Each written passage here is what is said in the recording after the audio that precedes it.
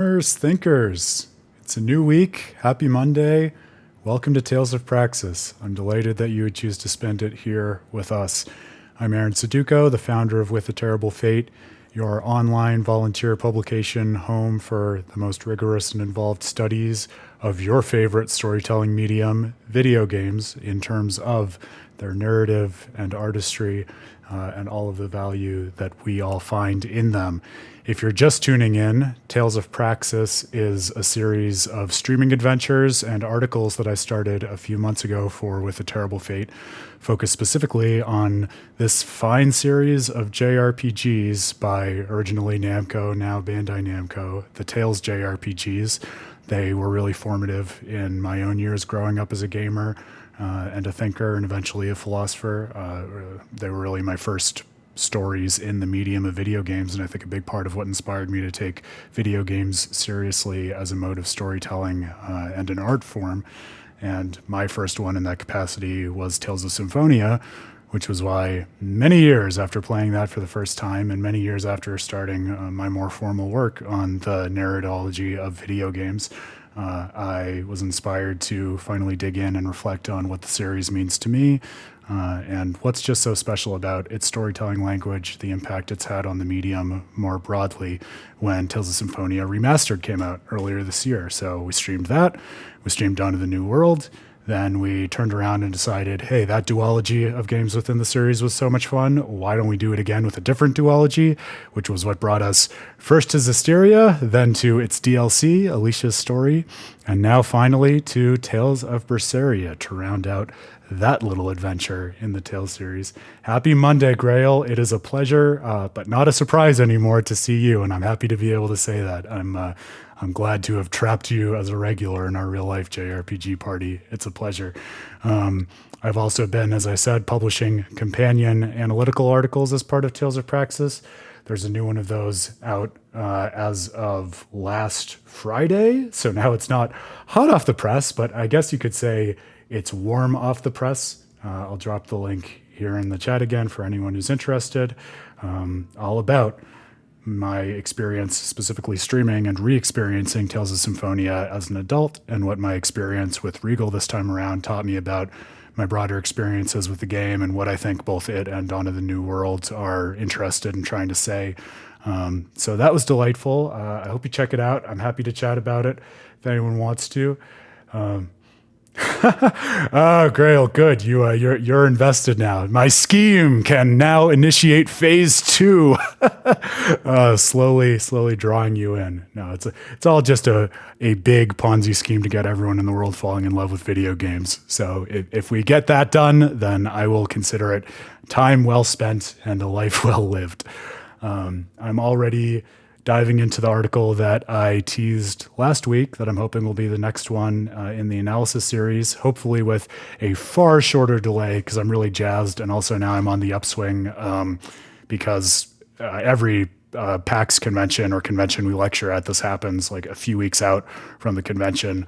I and the rest of the team will get really hyped and just reinvigorated to generate a lot of new theory and content and everything like that. So definitely riding that wave. I'm still planning the next piece to be a comparative study between Tales of Destiny and Tales of Vesperia, which I think is going to be a treat and hopefully something that is a little more self-contained than the last couple of things I've published. So I'm sure I'll have some more updates. In fact, even in some of this preamble, I have a couple thoughts as I'm working through that. So that'll be fun to talk about together. Oh, thank you, Grail. I'm delighted that you took the time to read the article, and honored that it was a block of text that was worth your time. That's kind of what I aim for, more or less, in my my written work. I do try to make them not so much of a wall of text as I used to, because I used to really not care about presentation and really just focused on getting the words out there and structuring them in the ways that I cared about. But especially when it's an audiovisual medium like video games, I think it's really important important to be able to, throughout your analysis, give readers and gamers insights into the moments that you're talking about. So I do try to mix it up with a lot of screenshots and GIFs and everything like that. So hopefully it wasn't too much of a wall of text. But yeah, especially you as such a fan of Tales of Praxis and the Tales series, if you have any thoughts or want to chat about it, happy to do that this stream or at any other point. While we're just kicking things off and getting settled in for the evening and for the week, had a couple of thoughts as usual to set the tone and get things going. First, in keeping with the, I guess, advertising push for it the last few weeks, we're going to be lecturing at PAX West over Labor Day weekend. The panel is called Is Pokemon a JRPG? It's going to have a lot to do with Pokemon, a lot to do with JRPGs and the Tales series especially, I think, and also just thinking about genre in games. But so in order to kind of do my homework and get a little more familiar with the Pokemon series for that, because I didn't really get super deep into the series as a kid, I actually sat down and played, well, I should say am playing Pokemon Fire Red for the first time, which has been quite the experience. I've so enjoyed it. I beat the Elite Four last night, I think. Yeah, over the weekend. So now I'm working through the post game. Dan Hughes, my esteemed, nationally recognized Japanese scholar who contributes to the publication, because I'm trying not to call him my friend and colleague for poor Grail's sake anymore, because he's heard that so many times. He did a really great episode for his audio series analyzing Pokemon about the meaning of Mewtwo in the first game. So I really want to play through the post game, at least to get to Mewtwo, to be able to experience that. Actually, it's such a great episode that while we are getting off the ground and vamping for a second, I'll take a minute to find that specific one and share it in the chat, because it's great. It's one of those episodes in the series where you can tell it's something that's a really emotionally salient moment for Dan, even for all of the different things he cares about in the Pokemon universe. And it was also one where he does a lot of podcasting, and this was the first one where he really started playing around with a lot of audio effects for the series. So it's a lot of fun. So if you're into Pokemon, you're into Mewtwo, you're into thinking about video game storytelling, strongly encourage you to check out that episode. It's a big part of why I'm playing Fire Red in the way that I am. It's funny that you ask that, Grail. So, I don't want to turn this into a pokey stream, but I will say it was so cool to finally go through and experience like the origins of Pokemon. I mean, it was Fire Red as opposed to Pokemon Red, but for all intents and purposes, the first game through the lens of someone who has grown up as a gamer and so was really familiar with the cultural impact of it, but had never played it himself. So to go to moments like, finding Snorlax on the bridge and you have to figure out how to wake the dude up, or piecing together like the really subtle and heartbreaking story of the Marowak mom who died and is haunting the Tower of Pokemon where all of the deceased Pokemon are remembered. Like it was almost surreal to be playing through and experiencing those moments for myself after like knowing for so many years the impact that they had on video game as a medium, and really like Japanese culture as consumed by the West. So that was awesome. But then especially in the end game, like I almost don't want to say this because I told Dan, like, I can't believe I went almost 3 decades without having this spoiled for me, and that made it so much cooler.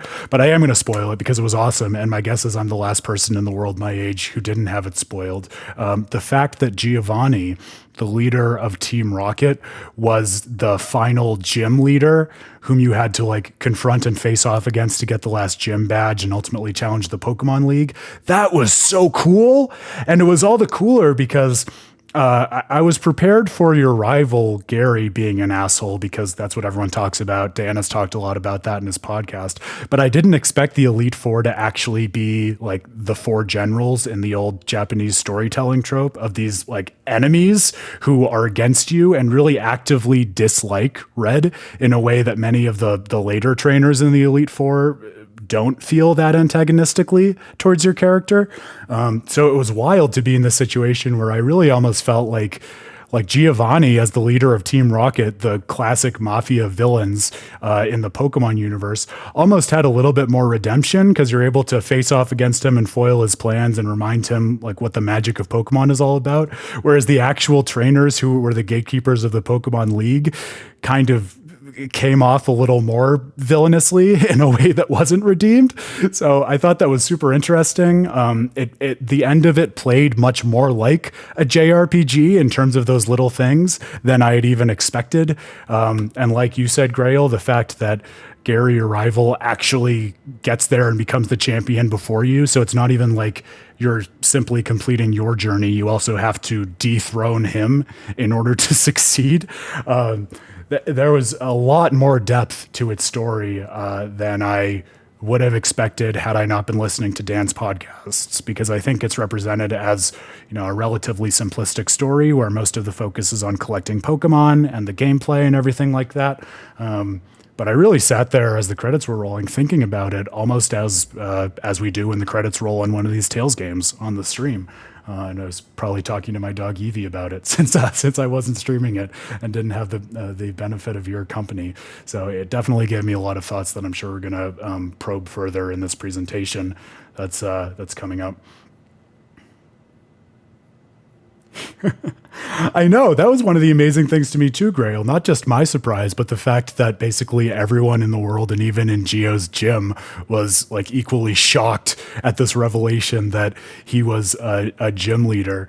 But, some of the mafia bosses, like they're great at operating behind the scenes and not revealing themselves. As you know, Grail, because I've been talking about it the last few streams, I've been rewatching JoJo's Bizarre Adventure in tandem with a lot of this other stuff that I'm doing. And, that's a big part of the Golden Wind arc. The fact that the boss of the Italian mafia like lives in secret and no one knows his identity, and things kind of evolve from there. So maybe more believable than some of the other aspects of Pokemon, but I don't know. It felt really heartfelt and sincere and believable for all the fantasy in it. The whole game, I mean. So that was really fun.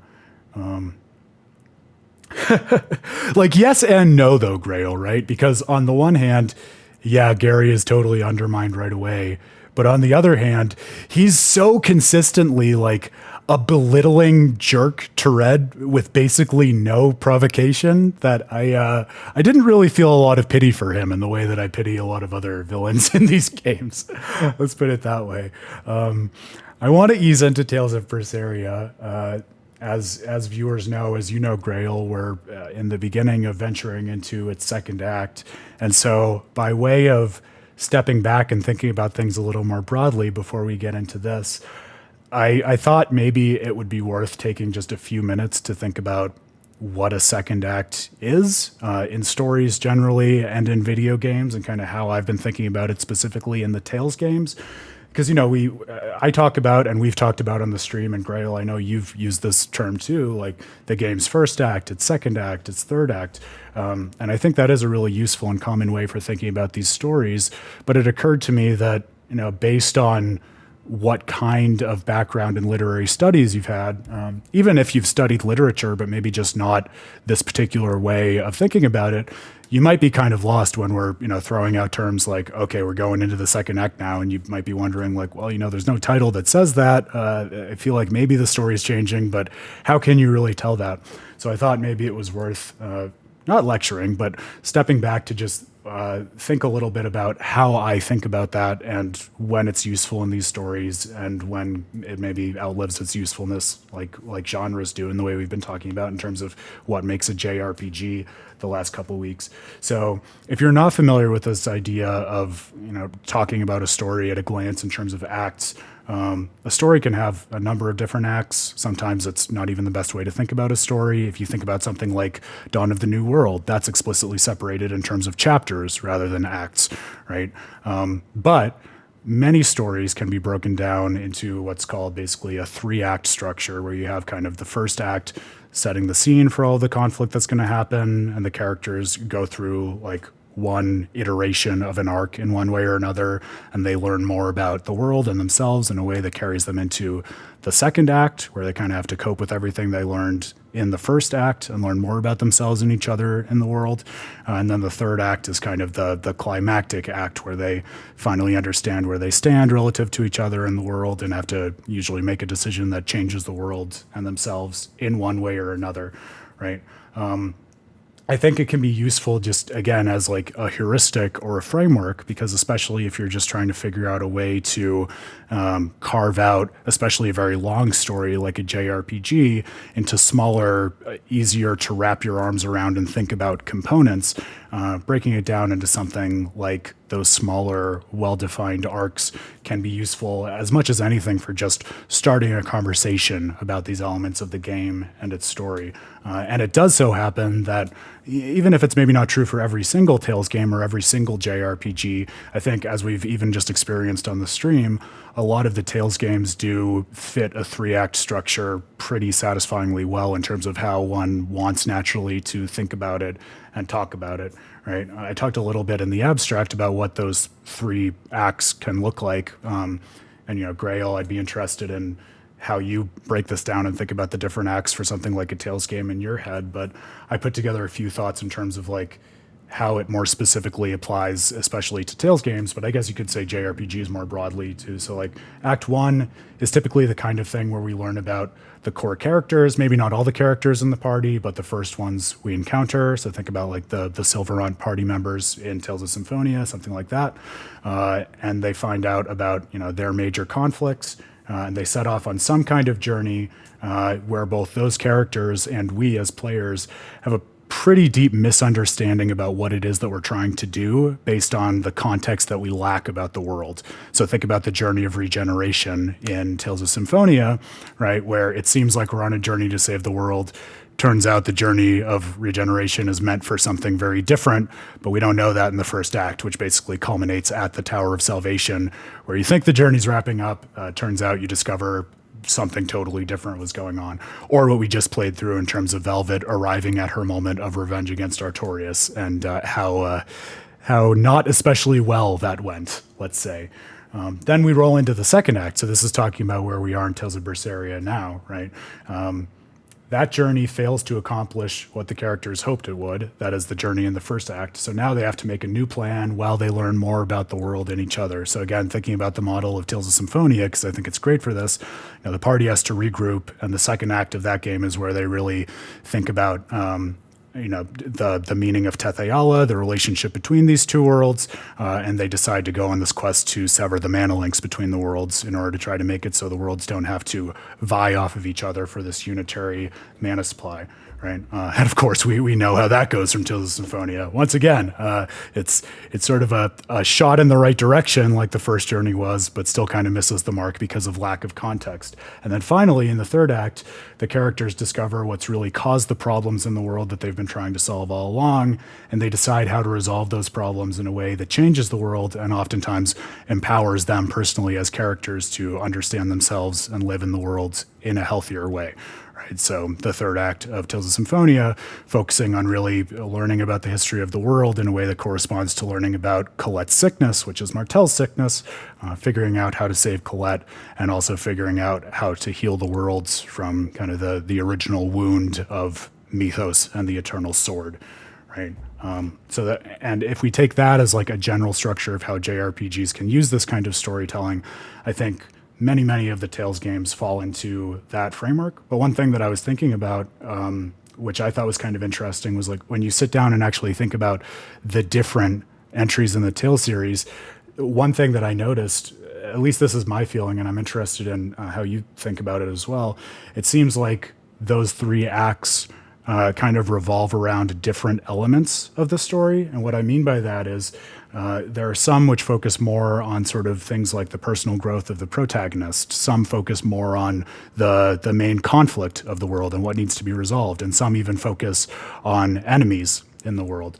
So something like Tales of the Abyss, of course, if you think about its acts as separated by like the fall of Ixeriuth, the first battle against Van, and then the final confrontation with Van, that's a great way of splitting up not only the story, but also Luke's growth as a person and individual, which I think is a big part of why people love and respect Luke as a character in that game so much, like the whole story does revolve around his personal journey in a way that's reflected in the act structure, versus something like Tales of Symphonia and what we just laid out is much more like the conflict is being redefined in every act, where first the characters think they need to regenerate the world, now they understand no, they need to separate the world, then they understand actually it's about unifying the world, and so kind of their understanding of the underlying problem that needs to be solved is the thing that's evolving and being reinterpreted as we go along the acts, versus something like, and this is actually where we get back to the kind of stuff that I'm thinking about for my article, looking at Tales of Destiny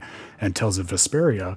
Both of those games, interestingly, I think their acts revolve around the same element of storytelling, namely the question of who the core enemy is in the game, right? So if you look at Vesperia, its first act is very much focused on these two enemies who seem like the big bads, one from the like the main kingdom, the empire in the game, and one from the world of the guilds.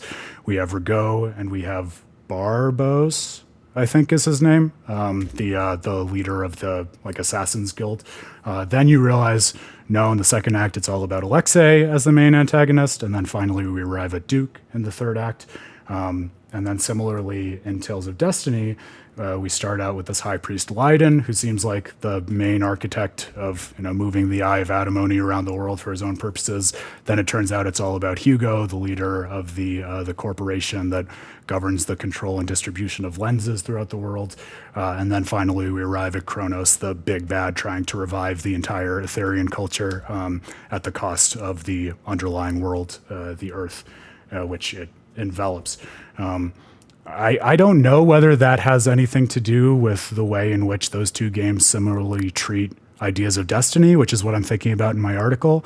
But it struck me as sort of a surprising and unexpected thing for me to stumble upon as I was thinking about the way in which the different Tales games treat their three acts, when as I stepped back and was thinking about it, as I was walking my my small furry one who's hanging out on the couch to my side, I was like, hey, wait a minute, these two games, they kind of structure their act breaks in a very similar way, and they're talking about kind of similar themes, but in sort of opposite ways. Is there some way maybe into thinking about how they approach those themes based on how they're presenting not just their villains, but also the relationship in which the plot and the characters in our party stand to those villains? So I don't have an answer for that yet, but that's the kind of thing that I'm thinking about, and why I think it can be fun to think about these games in terms of acts.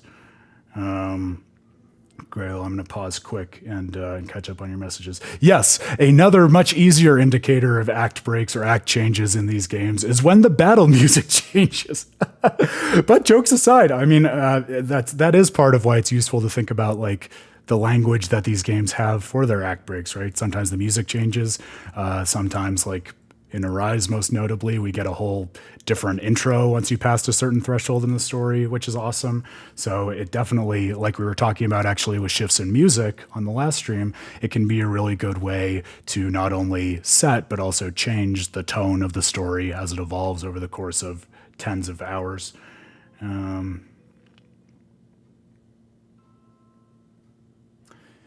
Yeah, Grail, 2/3 acts.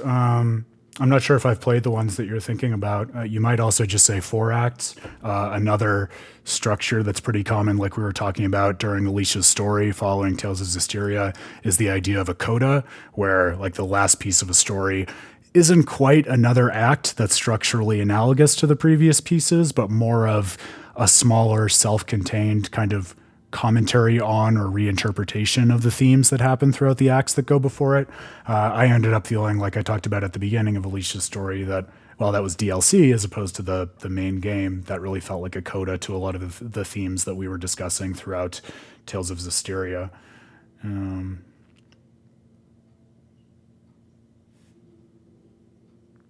Oh, okay, interesting. So I should have finished reading your messages before I started talking about it. Yeah, so you're saying for some of them it feels more like first act, third act, as opposed to first act, second act, third act. I think that's an interesting thing for you to say, because actually the last comment I had on this score before we dive back into Tales of Berseria is that like one of the reasons I wanted to talk about this at all was I wanted to see whether other people feel this way that I do, because I, I have this kind of inexplicable feeling where for a lot of games and a lot of stories, but especially JRPGs like the Tales games, my mind just cannot keep track of their second acts when I think back on them and remember them after time has passed. Like when I think about the moments I remember in a game, it's almost always something at the beginning of the game when things are first setting out and being established, or in the third act where everything is coming to a head and things are being really climactic, which like I have this feeling in my head that that is an unfair way to treat these games, because even if you look at the stuff we've been through on the stream, I mean, I love the whole section of Tales of Symphonia where they're going around and encountering all of the summon spirits and severing the links between worlds. And when Kratos shows up at the end to say, "Oh man, you really fucked things up. You should not have done that." Like that's a great moment for me. And learning more about Mythos before you really know who he is, just by kind of seeing without realizing it his impact on the world. I think so many aspects of that are really memorable and cool. Tales of Vesperia, similarly, like its whole second act where you're going through the trials of the shepherd. Those are such cool little portraits of the world and such a key part of Soray's kind of moral education and understanding what he needs to do as a shepherd. The whole water trial with Azura, like such cool stuff. But for whatever reason, once I step away from these games, it's so hard for me to keep that in my head. And I don't know if that's just because second acts are mostly transitions between what inspires the events of the game in the first place and where you end up when the characters reach their decision points along with you. I don't know whether it's because oftentimes second acts, especially in the Tales stories, are where you get a lot of the meat of just like the kind of international and political conflicts of the world, which are oftentimes not as intrinsically interesting to me as some of the other like character driven or metaphysically driven aspects of the game.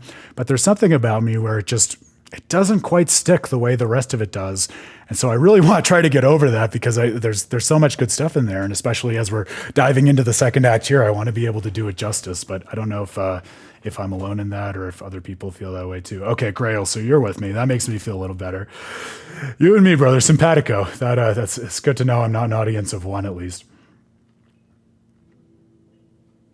Yeah, I think the thing about it that I'm kicking myself for is I feel like, especially as we've been talking through it and thinking about it on these streams, I don't feel like the content itself is filler. Like I do feel like it all, maybe not 100%, but like it's there for a reason. And that reason is not just to pad the gameplay time. Like we've talked to death a lot of key moments in these games that happen in the second act. So it's not like it's inconsequential. But I think my brain does code it as filler to like get from the good stuff to the other good stuff, which like, I don't know where that comes from, but I want to try to get over it. Yeah, and what you're saying about Berseria's second act, that's how I felt going into a lot of these games in the stream, where like I remember a lot of what the setup is and where we're going to end up, but it's been like a whole new game in the middle part. I think part of it, like we talked about this in Zestiria as well, in terms of like what it means to actively read a game as you go. And I think like constantly asking yourself, like, where are we in the story now and what is it trying to express, I think can help as a kind of corrective to that impulse.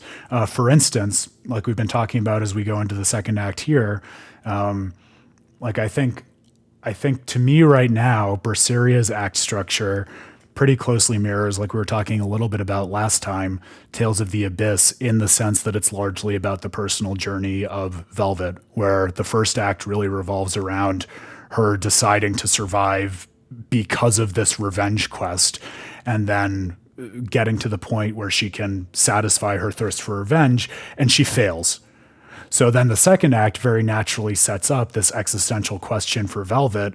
Well, what are you going to do and how are you going to find purpose in your life now that it's a very real possibility that you will not be able to satisfy the one thing that allowed you to survive for 3 years in that prison all alone, right? And so I don't think it's an accident that it's exactly after that revenge is denied that she starts having these feelings of protectiveness towards Laphicet, not just as a projection of her brother, but as this Malik with particular powers and a particular attachment to her. And so now I think going into the second act, for me at least right now, the interesting question to kind of architect my overall thinking of the act is, okay, how is Velvet going to put together a self-concept that allows her to keep going in light of the possibility that she might not get her revenge? And what role does this protective, sometimes sisterly, sometimes motherly relationship with Laphicet play in that new understanding that's going to hopefully empower her to move on? So that's how I'm thinking about it. I'm hoping that that might help us to, trap a few more of the details of the second act in our long-term memory at the very least, but we'll see how things go. It is a common Velvet L, exactly, Grail. I'll tell you one thing that is burned in my mind after that confrontation on the stream. Magilu's wonderful, "Boy howdy, are we dead?" as soon as she realizes how completely impossible it is to overcome Artorias. I love that. Grail, I almost missed this message. I almost don't want to believe you that you saw someone actually say sincerely that Act 1 Luke is the best version of the character, because that seems like just such a willful misunderstanding of the story. And that's coming from someone who tries to be very, very theoretically broad in terms of permissible interpretations of story. I think you can read basically any story in a range of ways as long as it's in an internally consistent and coherent interpretation of the story. But that just seems like someone's punking you as much as anything. I can't see a good justification for that. "Oh, you will find the post. I don't know if I have the will to read it, but I believe you." I'm not actually doubting you because I know those people too. They exist. But that's why we're doing things like Tales of Praxis, right?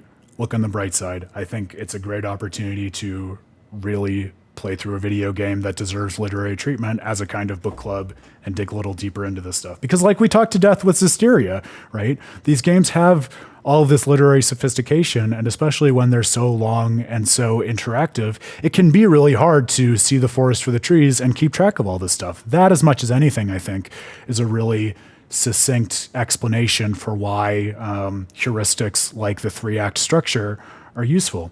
It doesn't mean it has to be the be-all, end-all of analysis, but it can be a really helpful way of just keeping some more of those details in your head so that you can have the whole picture as you go on. And speaking of going on, last time, besides this thought about Velvet, we were finally getting a little bit more detail into Rokurou's backstory, and also getting the wonderfully transparent setup of Eleanor being charged by Artorias to act as a double agent and a spy within the ranks of this party of misfits and ne'er-do-wells, and eventually figure out a way to bring Laphicet the Malik back to Artorias, because Artorias definitely recognized in Laphicet some kind of tremendous power that could rival or support or relate to Innominat in some way that is as yet unclear to us. And so he definitely seems to want that for the Abbey's sake.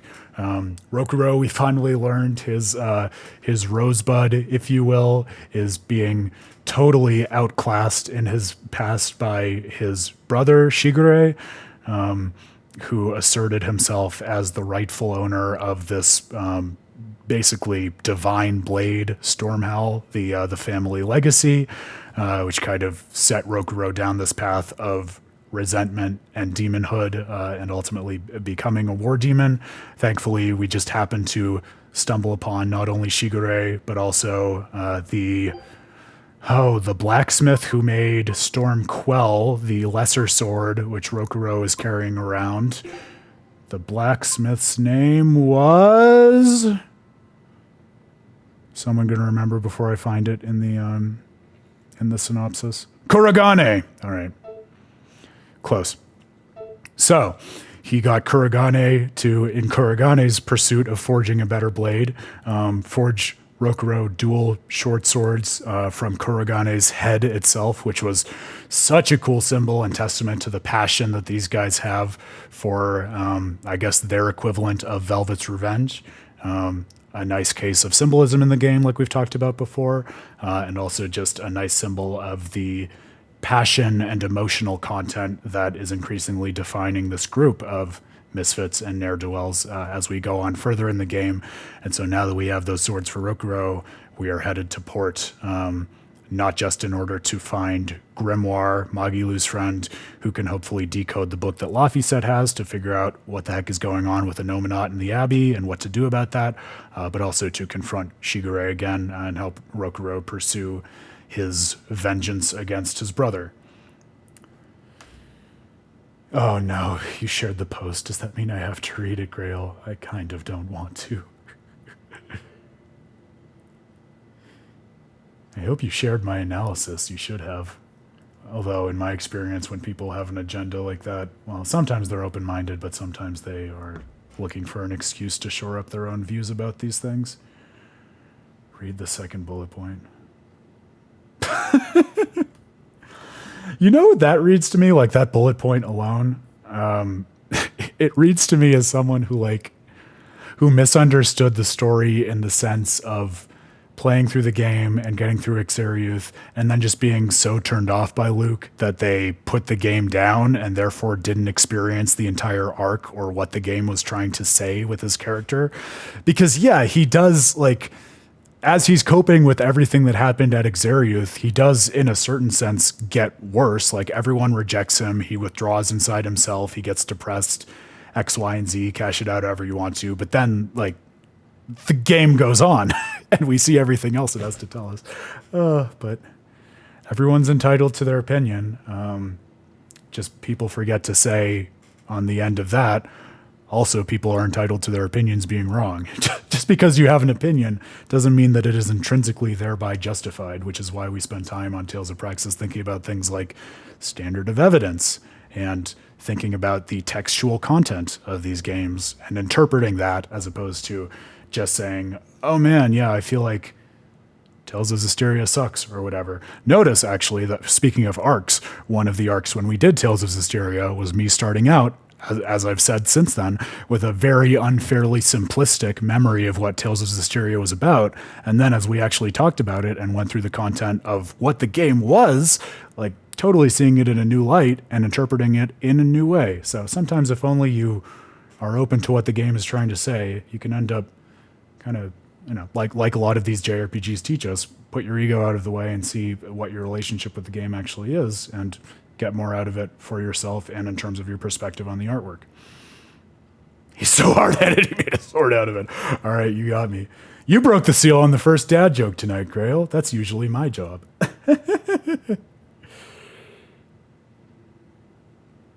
Yeah, I mean, I guess if you're...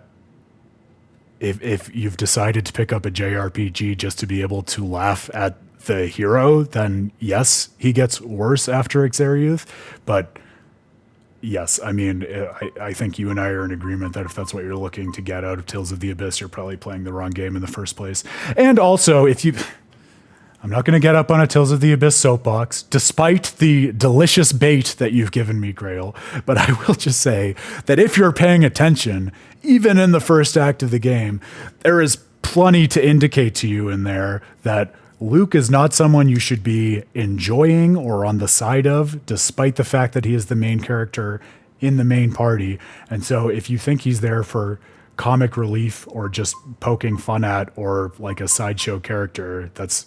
Again, I feel like you need to just read the game a little more closely. But that's what we're here for, and that's what we're going to do. So without further ado, let's slide into some Tales of Berseria. We were in the middle of some wonderful dungeon crawling and see what we can closely read about Rokurou's arc and Velvet's arc and Eleanor's arc. And I'm sure the other characters will come back with arcs of their own before too long. But first things first, most important. Look at this. Quitting is the same as defeat. This recipe looks real tasty. Grail, by the way, I think that one's on you because it was going to be a bit of a long kickoff to the stream, but I don't think it would have been the longest preamble ever had you not baited me with someone misreading Tales of the Abyss. So I'm putting the extended length of that intro on your head. Yeah, it's a miracle of cosmic proportions to me every time you get a single W on those expeditions. But, you know, maybe that's like, I mean, Aizen is the sailor in the party and he has the Reaper's curse, right? So maybe that's part of it. Like, perhaps it's just his bad luck that is causing us to so reliably fail when we set out to the open ocean.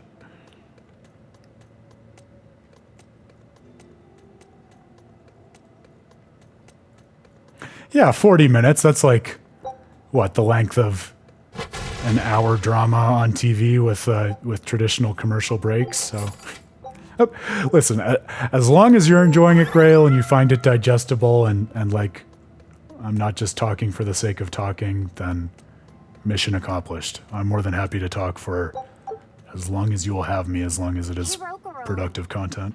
why did he call your storm howl a reject? Well, you see, when blacksmiths make swords, they don't just make one at a time. They make a whole bunch. The best one of them all is the one that gets presented to the sword's commissioner, while the rest are tossed aside. Huh.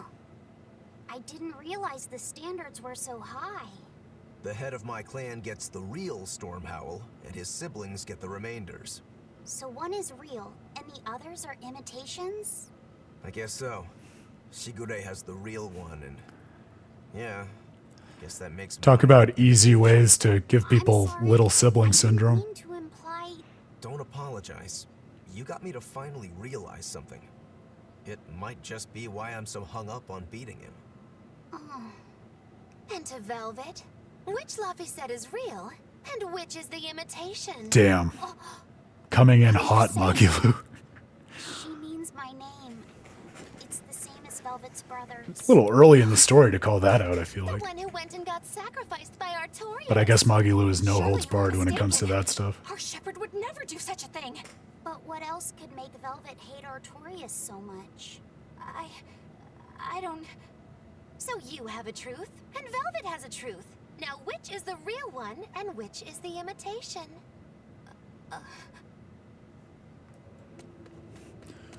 Damn, Magilou. You're right. Nothing is true, and everything is permitted.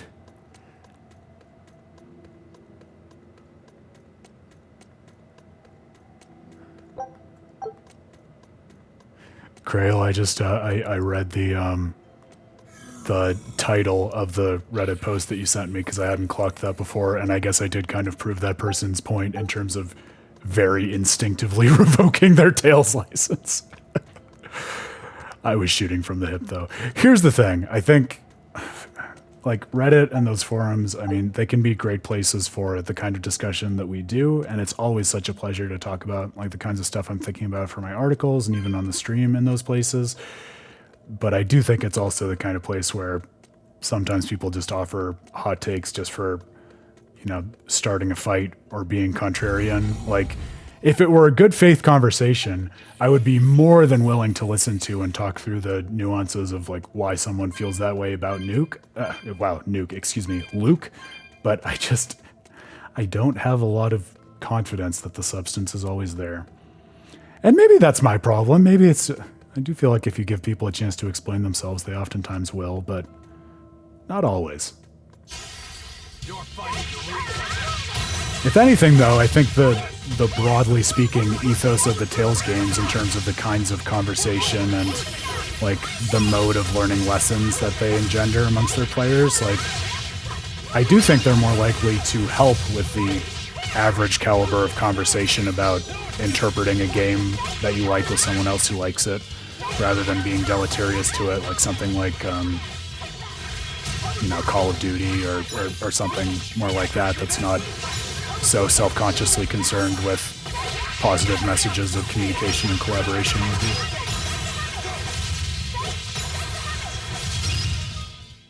I had no problems here. I had forgotten that our gameplay now is all about shaking the heavens. That I can get on board with.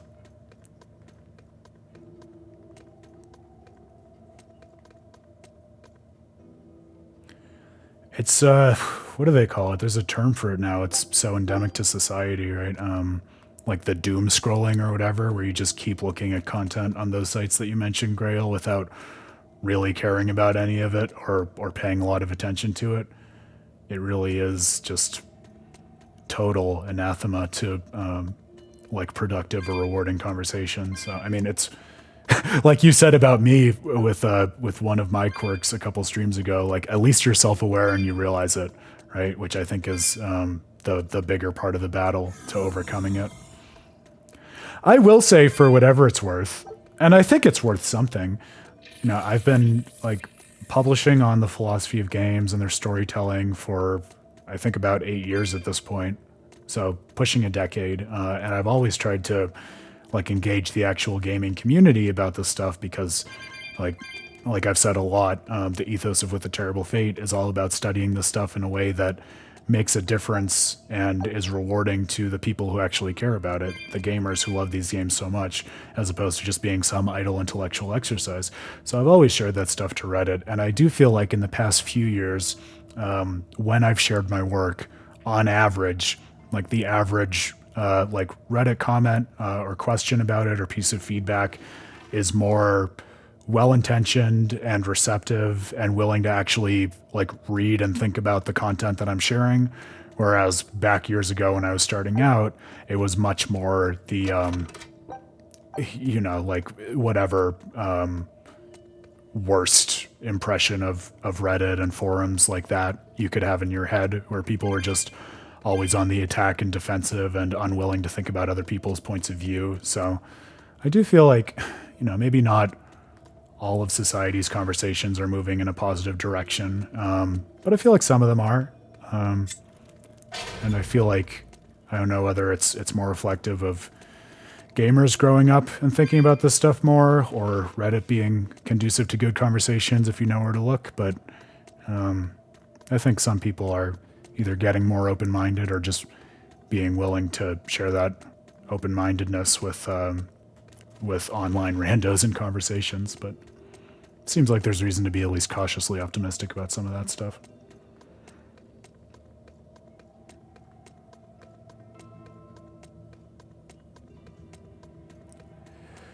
Here's my trick for getting over procrastination, Grail, and take this with a grain of salt because I will happily admit that I am one of the worst people for procrastination, and it dominates my life, and there are always a million things that I recognize I would really want to do. I would find it valuable to do them, but it's hard for me to get off my butt and do them. I think actually, you know, working on streaming a JRPG with other people who love JRPGs, it's a good time to talk about this.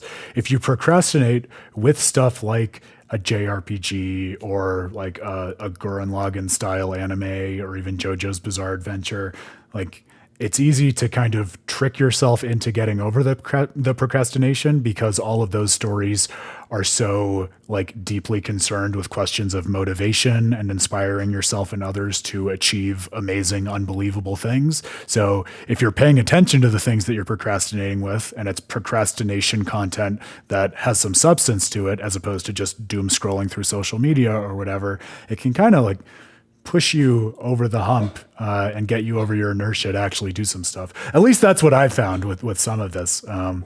It's not as if it's cured me of procrastination, but I think it's helped me to have a slightly healthier relationship with it, at least. You and Shigure both use the Rangetsu style. But to me it looked like you both fight completely differently. Why is that? Our school encompasses two distinct forms. To the outside world, we're known for fighting with a single greatsword. But we also study dual short swords should need arise. So, Shigure uses the greatsword, and you use the short. In most schools, would That's right, Grail. technique be used It primarily all comes down to anime and That's true JRPGs. for us as well. Thank you, Japan, Short in other swords words. provide sparring partners for those studying the greatsword. It's stories about discipline, right? I mean, that's what it comes down to. Shigure. And Japanese storytelling is so great for that. As I'm painfully aware, Shigure is a true master. We trained together since we were small children. I was his sparring partner for 10 years. His skill with the greatsword is godlike. So, in order to beat him, I took up the short blades. To our school, it might be secondary, but it's what I know best. You're badly disadvantaged in reach. If I eliminate my fear, I have a chance. If I can control the terror of being split in half and I can step inside his guard, he'll have 2 times the trouble. Fear is the mind killer, friends. Eliminating fear, huh? A style for someone who's lost his humanity. Right? It's like you two brothers are the very swords you carry. Huh? Stormhowl, a godlike sword known to all as the strongest there ever It's a good was. question, Grail, especially a good question for a game in a series that sometimes focuses on literally sentient swords with their own agendas. It's like what Makulu said, right? 2 truths. Which one is the real one? Which is the fake? As Stormquell, burdened by the ceaseless struggle to best the other. One, an exorcist who walks in the light. One, a demon moving through the shadows. The only thing these 2 polar opposites want Is to cut down the other. precisely. Both are renowned blades. But I don't see what exorcists and demons have to do with it. Oh, sweetie. Everything. They have everything to do with it.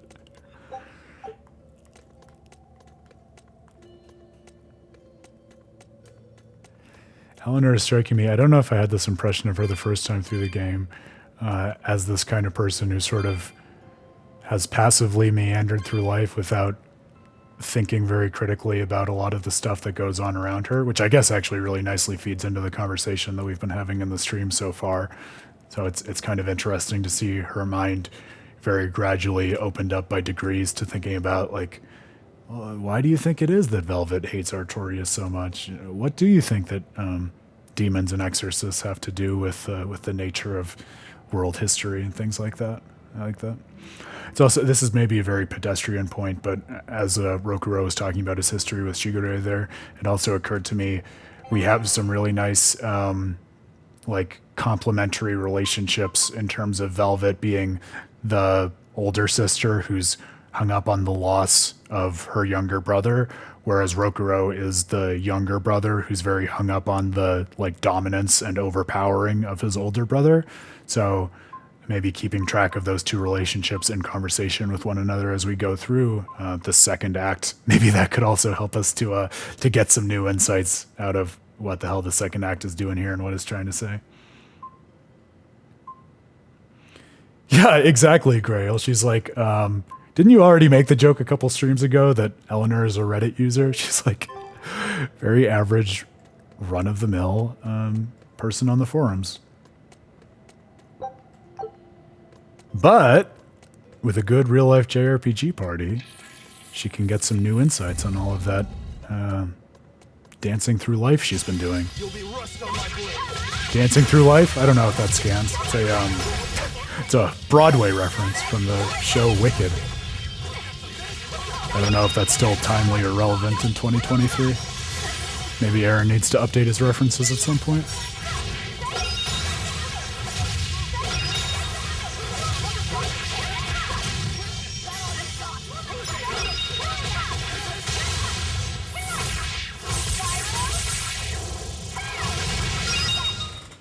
There are none who can resist my spear.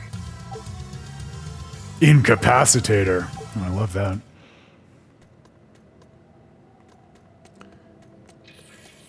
A lot of these conditional battle titles are pretty cool.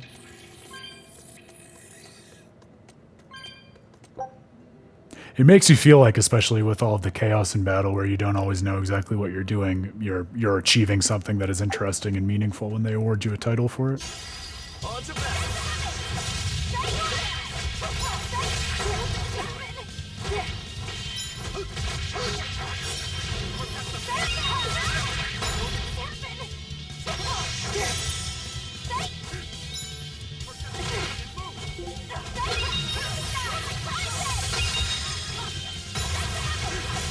Ugh, wiggle right away from me, why don't you?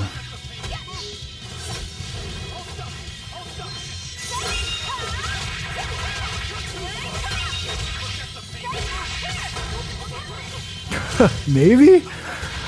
When I think about Freud, I feel like it's usually more subconscious and like a tension between your attachment with family and your hang-ups about the self, because I mean so much of Freud is about how we like internalize those relationships with people who created us and are part of us and raise us, and then like form our own identity based on that.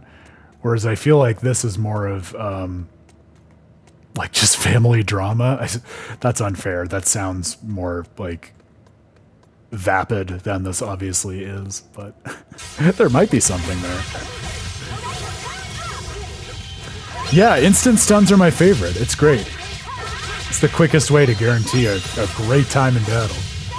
Although now we feel like we're getting a bit of payback perhaps with stunning the heck out of these golems. So that's something.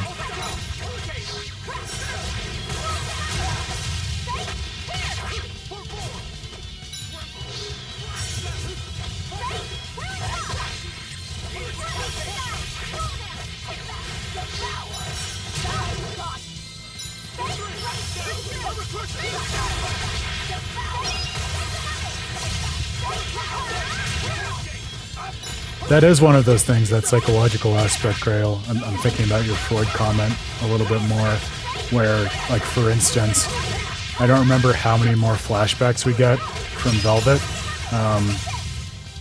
I think the thing that is very Freudian about the game, insofar as Freud is the father of dream interpretation, is the fact that so much symbolism happens in Velvet's dreams, which I think is a really cool addition to the language of Berseria's storytelling. And I hope, I don't remember whether we do, but I hope we get more flashbacks into like her childhood and especially her relationship with Celica and Laphicet, because I think one thing that would be interesting and perhaps a little more Freudian is if, you know, we end up having reason to believe that like part of why she was so traumatized by the like the ritual sacrifice of Laphicet, besides the obvious that it's horrible and her brother-in-law murdered her brother and everything like that, would be like, you know, if we learned more about her relationship with her siblings, such that there was some special kind of metaphorical content to like Artorias killing Laphicet in terms of like what her relationship with Laphicet represented to her as a kid, and maybe what it meant for the husband of her sister to kill Laphicet, not just as Laphicet per se, but also as a representation of a certain part of Velvet. So I hope we get that kind of stuff. I feel like we definitely get more insight into Velvet's past, because it was only on the last couple of streams that we got like one of Velvet's dreams where we saw Celica for, I think, the first time in the game so far. So definitely something to stay keyed into.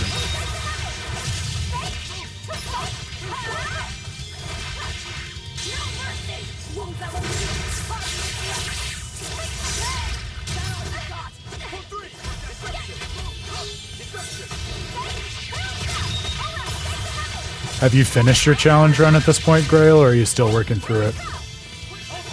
I know you said last week you thought you might be wrapping things up, but you weren't sure yet.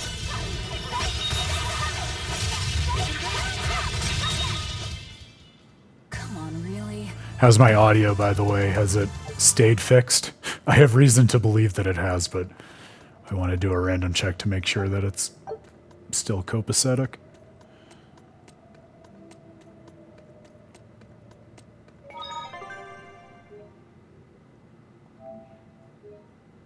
I love me a good save point. Also, a good call on splitting this dungeon up. This definitely would have been a lot to pack into overtime on the last stream, whereas it's a great way to start off this one. Fantastic, glad to hear it. Oh, so you still got a ways. Well, that's fair. I'm with you. I mean, that's a big part of why I announce and talk about all the projects on the stream. I think that is a really great way to motivate oneself to dig into it all. Port Cadnix! All right. We made it to town.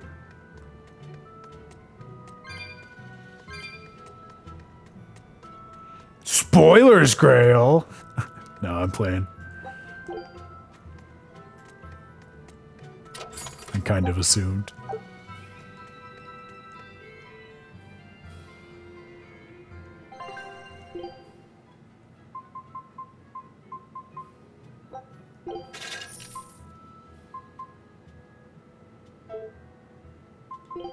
Is there anything we can enhance right now? Excellent.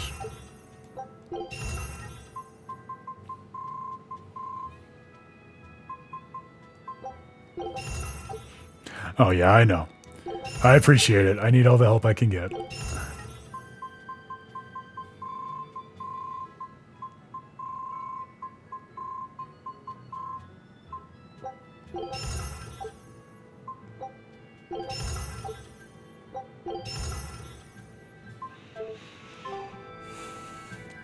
I think that's adequate.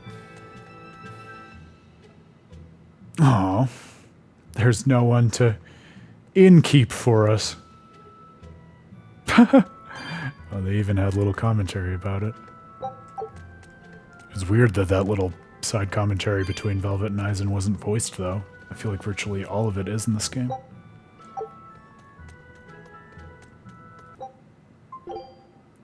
One more for safety. Why not?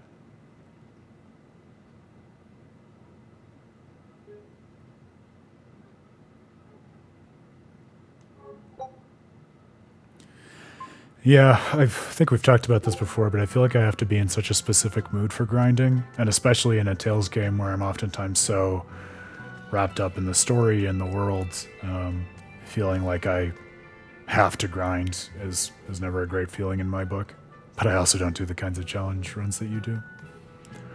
So where are you right now in terms of appreciating or resenting the battle system? Are you seeing the glass half empty or half full? Let There us we be go. going. I knew something didn't feel quite right there.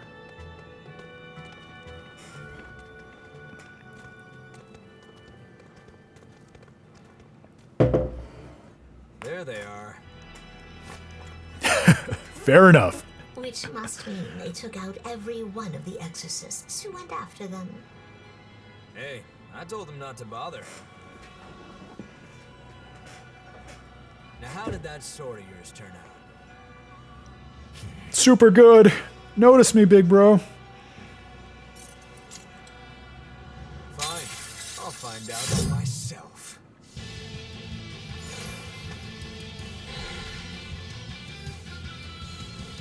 Rokurou, we can handle the exorcists.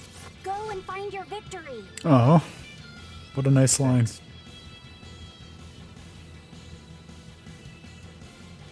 All right, let's get down to business. This is a very small thought, but just so we don't lose track of things in terms of what we're thinking about with the second act, that idea of go and find your victory, already with Rokurou's sense of trying to achieve something over his brother as opposed to just getting revenge for his brother defeating him in the past, we're already getting a different spin on what a sense of accomplishment or completing a goal could look like, as opposed to the kind of simplistic and malice-driven revenge that Velvet had in the first act. So maybe it's these sorts of little things that will help her to broaden her mind in terms of what it is that she's trying to achieve. Better not die too quickly on me. I want this fun. Come on, girl. Don't hold back. Shut up.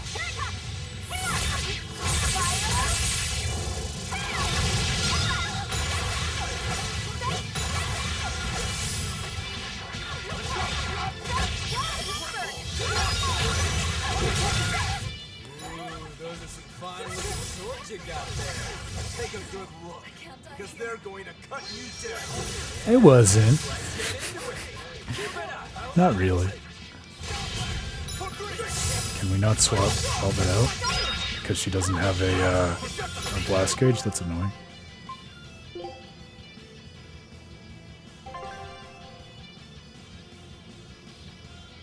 I think I wasn't aiming actually because I was reading your message, Grail, and I was going to say, when you say something like that, it makes me feel like you figured out a way to engineer a Tales game to emulate like Dark Souls or one of Miyazaki's games, because that's how I always feel about those, where when you get into a rhythm and everything's going right, it's perfect and flawless, but then you miss the timing on one thing and suddenly, bam, goodbye to all of your hit points. So I understand that very deeply, and I also understand why it would be pretty frustrating. But sometimes that's the challenge you're looking for. Get that too. Doesn't mean I'm going to sit down and replay Sekiro anytime soon, but I loved it to death and played the hell out of it when it came out, and I still love it to death. Even though I fear I may not be able to mechanically get through it now that I'm a few years older and my reflexes are that much eroded from when I first played it.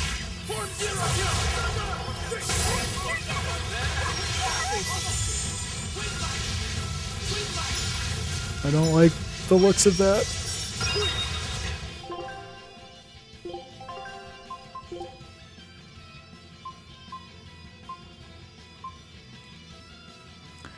Yeah, she's a little more of a glass cannon than I would expect when the player is not controlling her. It's a little surprising.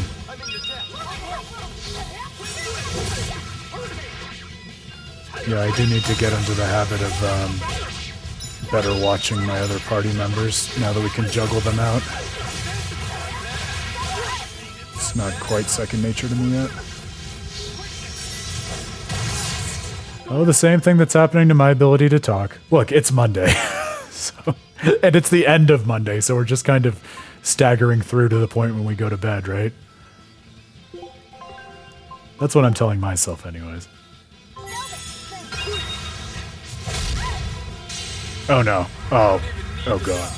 It'll be the same every time. Damn. Okay, good to know. I'll keep that in mind.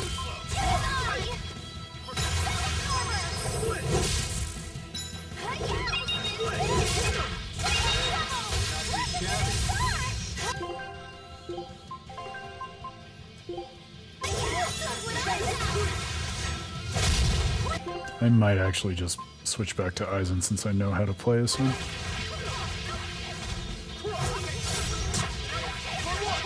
Oh, and of course he has 5 souls. Fantastic. Bad at all, but I'm not done yet. Brutal! Wow. You put up a good fight, I'll give you that. But you're a frickin' demon. Shouldn't you bring more to the table than pretty damn good Rangetsu style? You don't have what it takes to win against the rightful heir. Don't count me out. Just yet. I've got something to show you!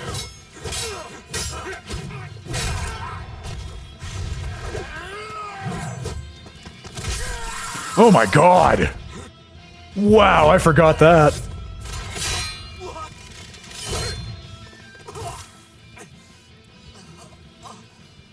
That was really cool.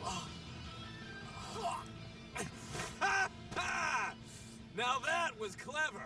Giving up one of your own hands to go for my neck. If I was just a second slower, I'd be dead now. I like it. This is what I've been looking for. All right, let's call it good here. Oh, really? That's funny. I thought he said you don't even need to dodge. Maybe I just wasn't listening as closely as I thought I was. Interesting too. I mean, I don't know how you read that moment when Rokurou rushes Shigure, but especially based on the skit that they had right before this in terms of the 2 fighting styles of Rangetsu school, with the big katana greatswords and the dual short swords. It almost seemed like, yeah, he was getting ready to sacrifice his hand to go for the throat, like Shigure said, but also, like I don't know enough about sword styles to really be able to read the techniques he was using, but it felt almost like a moment where even though Rokurou had a short sword, he was throwing aside one and just using the like single blade dominant techniques of the Rangetsu style in going after his brother, which was like strikes me as a cool but subtle way to show his determination and resolve that he's confronting his brother on a par with him, as opposed to trying to do his own little like secondary technique with the short swords in order to fill more of the secondary little brother role.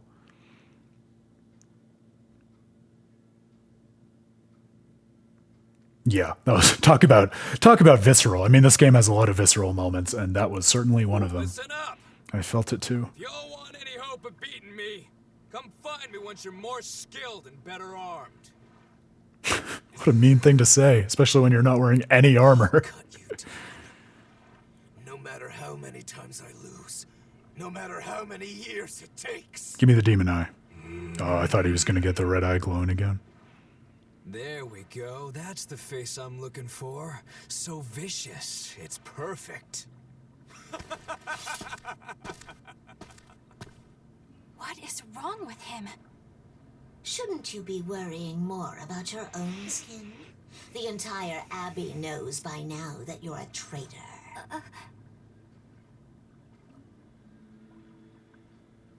That guy, he was really strong.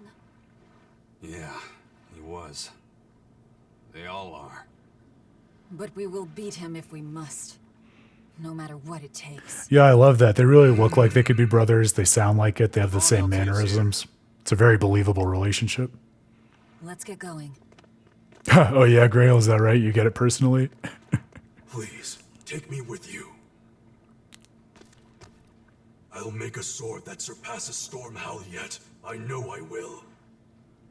But for another blade to beat Stormhowl, its wielder must be a swordsman of unmatched skill.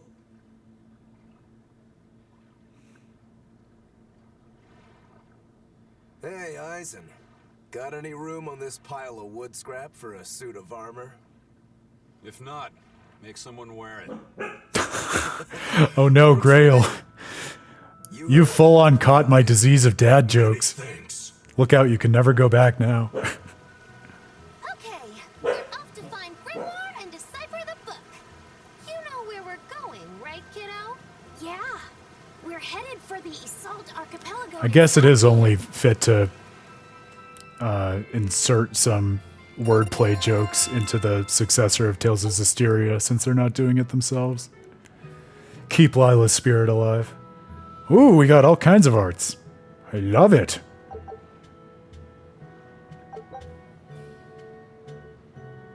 And we can trigger random paralysis-related skills now. Very cool.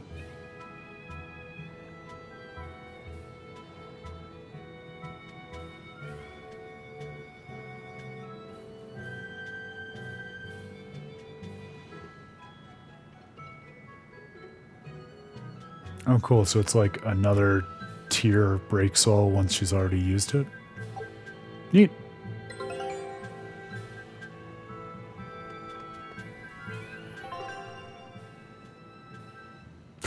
What does that mean, Grail? You're a fan or not a fan? Or maybe I'll just have to use it for myself and find out. Quitting is the same as defeat. All right. Oh, we are raking in the W's this time around. Soma Volcano. And 2 skills coming up. Wow. I almost feel like we're succeeding in this game over which we have such minimal agency. A volcanic island whose eruptions are triggered by the emotions of those who sail near it. Wow, that is so consistent with the theming of this game.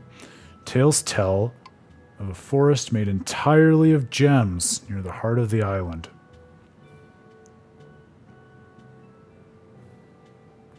Tales of Hearts, all right. I had a less than ideal experience with the first Vita that I bought to play that on eBay, but the seller was very nice and let me exchange it for a different one, which is supposed to show up.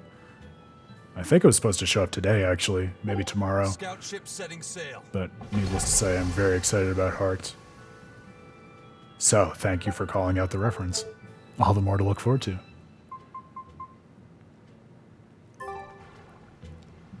Although I am going to have to do a sprint through of Arise for the preparation for this lecture before I turn my attention to any other Tales games.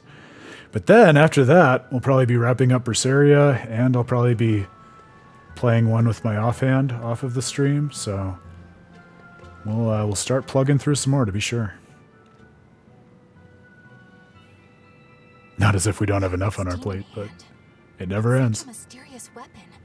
I can only imagine how much of a threat it will become to the Abbey. This calls for a clear-headed breakdown of everything I know about it so far. It changes shape in a flash and can devour most anything. How must that feel, to devour something with your hand like that? Probably super good. But it doesn't devour the bandages that cover it up. Maybe they're protected Rokurou with in some the sort of special background. art. Likewise, the rest of her outfit can't be ignored. One would No, think it she wouldn't can't. want to wear such ragged clothing. Yet she clearly has no inclination of buying something new. I suppose that could be taken to mean she has some sort of attachment to it. But that top is really big for her. Like it was made for a man. Maybe she wears that outfit in memory of someone important to her. I'd better not touch it then. I know I may You probably better be not touch it for a but I lot of really reasons. am good at sewing. Maybe I should suggest mending her clothes rather than outright replacing them. Oh. On the other hand, that fabric looks like it would be hard to push a needle through. I could be in over my head. But the tougher the fight, the more I get fired up. Of course, Lord Artorias would probably scold me if he heard me talking like that. Who'd scold you for what now? Oh, well, I was thinking about sewing. I mean, your clothes, they're all beat up, and I thought that if I offered to mend them for you, you'd probably scold me. Wouldn't you? You'd mend my clothes? Have they been worrying you that much? I mean, not like constantly or anything. It just crosses my mind from time to time. Also, like, in what world would you think that Velvet's top is big for Velvet? It's awkward sometimes, but if nothing else, Maybe she's talking I play about the with my black hands. cape around her top or something? All right. If I ever need it done, I'll come to you. Good. Just leave it to me. Are you feeling all right? You're Yeah, really Velvet, I'm sweaty. begging you, please. The heat and the cold doesn't bother me. You got a seamstress volunteering You're here. human, so you need to take care of yourself. And if you keep soaking in your own sweat, you'll catch a cold. Besides, I don't imagine it feels that great. You should keep washing and bathing on your own schedule, like however you did before falling in with us. Just let me know and I'll make it work. Because the guys aren't considerate enough to stop and ask you if you need to. Sure. All right. Thanks. Welcome to my life, That Grail. was a surprisingly normal thing for her Telling to you, I think say. it's contagious. I've passed it to I you should through probably the get through the closer wires. now. We girls have to be considerate of each other. Oh, that was kind of unexpectedly heartwarming. I do almost wonder also where, like, I mean, we talked about Velvet's outfit a little bit, in terms of how, you know, it's the garb she found in the prison, and it's kind of, you know, all of the Tales outfits are kind of symbolic or representative of one aspect of the character or another, so you might think of it as the way in which she's, like, kept herself imprisoned or in that state of mind throughout the whole game. But I think there's also a sense in which, like, you know, we were talking about nostalgia and that human condition earlier on the stream, Grail. I think a similar related psychological phenomenon is when you're so fixated on one thing that you let everything else go and just kind of stop taking care of yourself. Like, oh, you're trying to finish this one project or, you know, piece of writing or whatever, and so you just dig into that and forget to, like, do laundry or eat or clean or whatever, right? And so I wonder whether another possible reading of the outfit is just Velvet literally threw on the first thing that she found, and then she didn't think a single further iota about it because she was so obsessed with and fixated on this revenge quest that she couldn't think about that. She couldn't taste anything, didn't bother with eating. Like, it does, I think there's some way in which you can sort of generally offer it as a charitable interpretation of her single-mindedness as a character.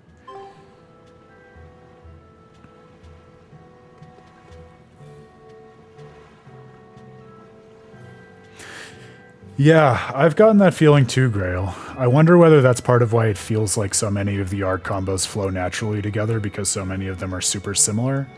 I wouldn't be surprised if that's part of how the system gets away with it. I thought you were supposed to be in Midgand. How did you end up here in Islegand?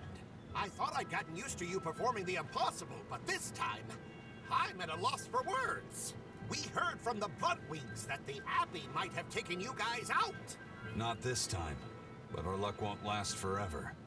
Think of this as a dry run for when I really kick the bucket. Well, I mean, Grail, I also think part of it is like, if you were wearing 6 straps of leather, but also had a giant monster claw instead of a hand, like, people would probably be a little more hesitant about mentioning it to you.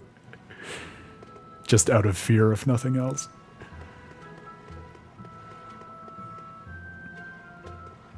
I don't know whether that'll trigger going off to find Grimoirh, so we might as well clear out these conversations first. Oh, and maybe we can rest at the inn now and not get a skit, because we're in Tales of Berseria. So, you guys made it. Whatever happened to that sword breaker? He's been dealt with. What are you doing here? After everything you said to me, I had a change of heart. I quit banditry. Thank you. Oh. I'm glad you listened to reason. What do you plan on doing from here on out? I'm heading to the capital. I plan on opening a restaurant for bandit cuisine. Is that a thing? Bandit cuisine? Yeah. You get your hands on all sorts of food as a bandit. You gotta use what you have, and still make a tasty meal. Oh, I guess like it a is. Wild mushroom omelet minus the eggs. Wait. Or highwayman stew. It's like a hunter stew, but, you know, made by bandits. That sounds somewhat improper, actually. I'll count it. I say yes. We absolutely count it as common Eleanor W number 7. All right. I'll be an upright citizen in no time.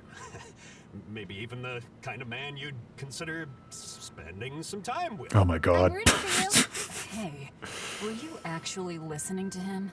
Of course I was. It's wonderful to turn over a new leaf.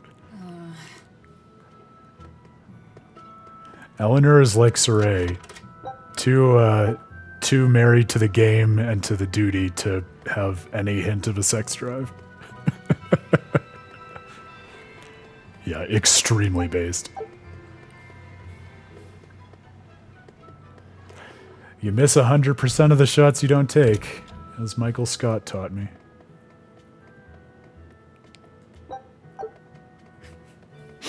Oh, you won't spend time with me? That's cool. Did I mention that one of the main ingredients in Highwayman stew is tears?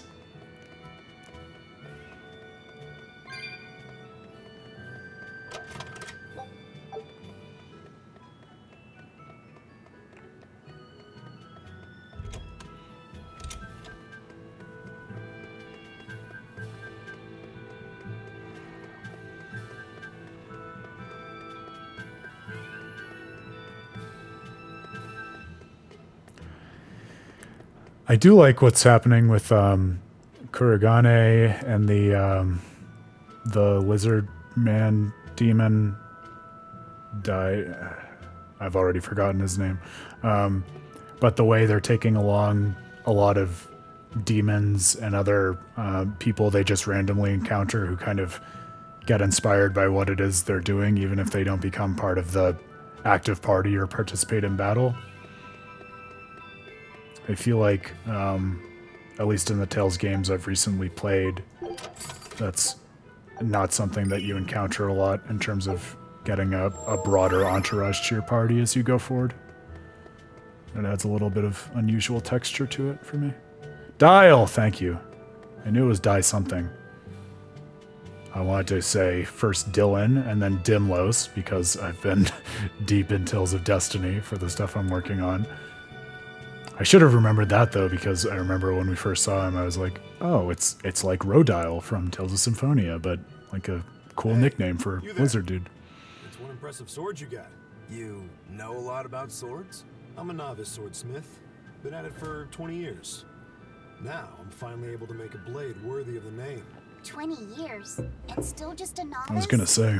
Competitive world out there for a swordsmith, especially here on this island. But I heard many swordsmiths have given up.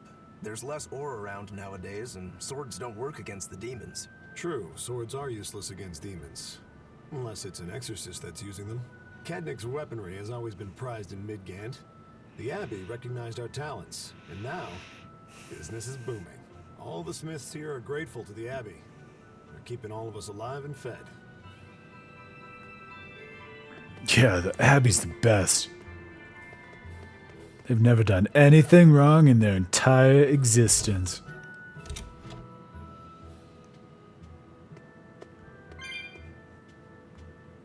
It is kind of funny the more I'm thinking about that moment when Eleanor discovered that Artorias killed Laphicet, and she was like, Jesus Christ, he killed a kid? And then they all just moved on as if nothing happened. Maybe we'll see her wrestling with that more in future scenes.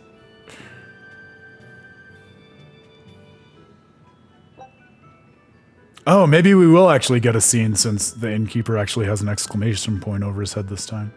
I wouldn't mind that as a quality of life thing going forward in the games, because I can't tell you the amount of gold I've thrown away just checking at inns to make sure there's not a key skit.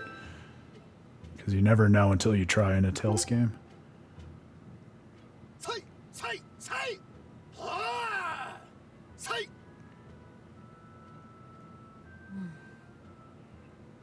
You know, it's a quiet, sleepy little island town. As you say.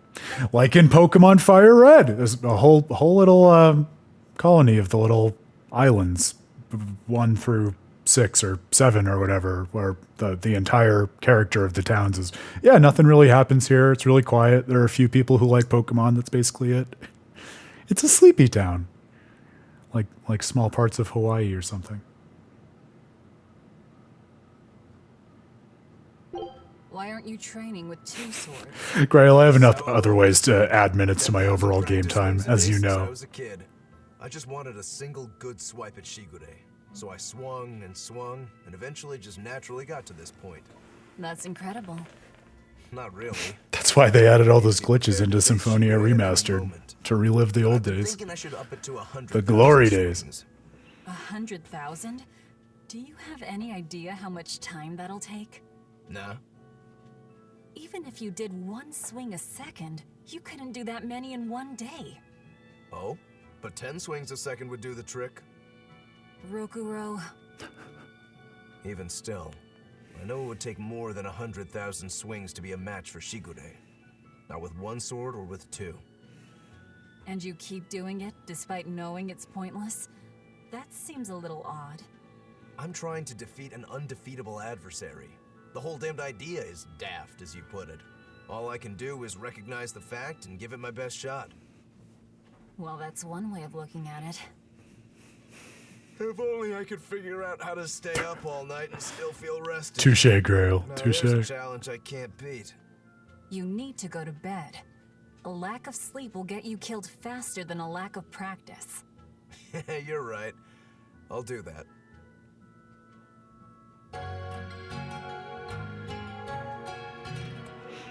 Good for you, game. Teaching good sleep habits, even coming from demons.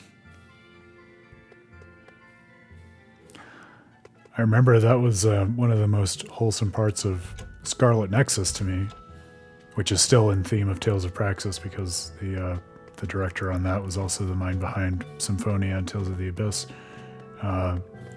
But it was such a cool game, but also with such an unexpected and kind of refreshing for me focus on like themes of quality of life in terms of, oh, all of your powers tax your brains a lot, and you need to actually like take breaks and have rest and just chill out in your hideout with some lo-fi beats in order to have the energy that you need to go on and save the world and everything.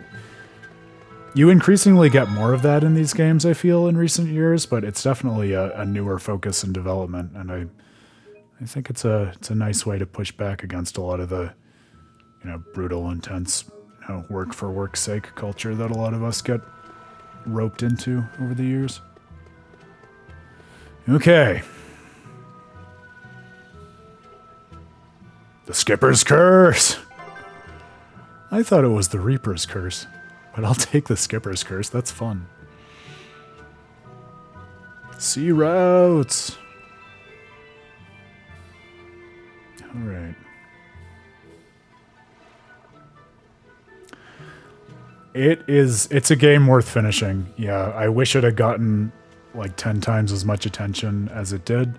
I wrote one of my longer and more intense treatments of it because it was one of those games, like I said about Vesperia, where I kind of needed to just write it all down and put it together in order to understand what it was saying at all. But yeah, I have so much love for it.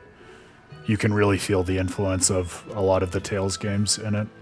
And I think Bamco has such a craft and a style and a poignancy to its one-off JRPGs like that, and like Code Vein, and the stuff that doesn't fall under the purview of another more established series. So yeah, I would talk any of those up any day of the week. If you do get back into it, let me know. Love to know what you end up thinking of it.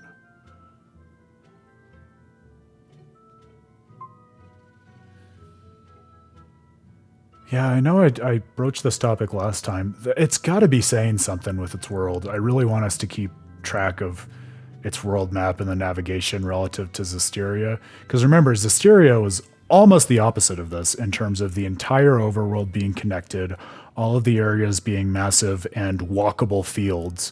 Whereas now, it's much more just like you said last time, Grail, basically all islands in terms of being these self-contained, sequestered little areas, whether you're in a town or on a little small section of field, with not really any contiguous way of walking in between those areas. Instead, you have to use the ship. So it's such a stark departure from the one before that I think it has to be thematically important in one way or another. An island floating in the balmy seas of Southgand. The year-round summer weather has given rise to a distinctive local culture. I'm in! Let's find us a grimoire.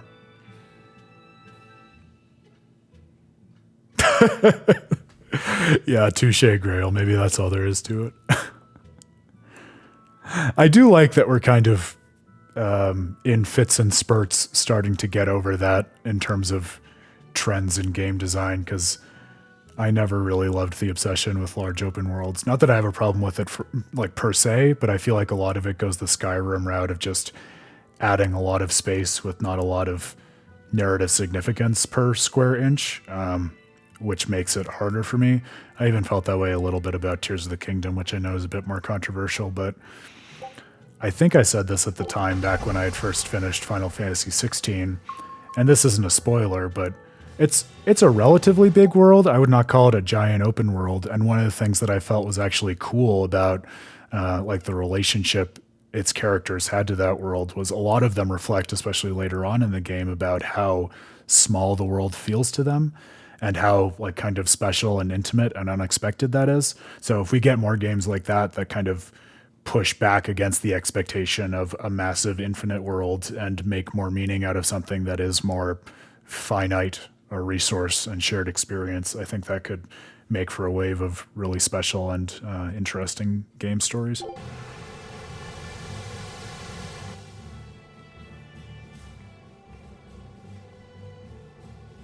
Our two entourage demon boys, like I was saying. Like pirates and more like a circus troupe.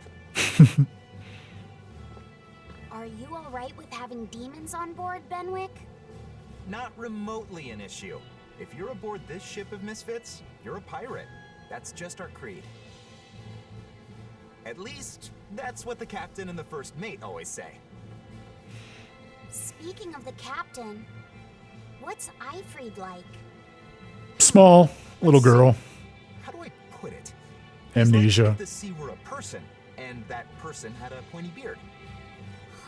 That is a way to put it. A bearded sea? Look, everybody on this ship is an outcast from society in some way.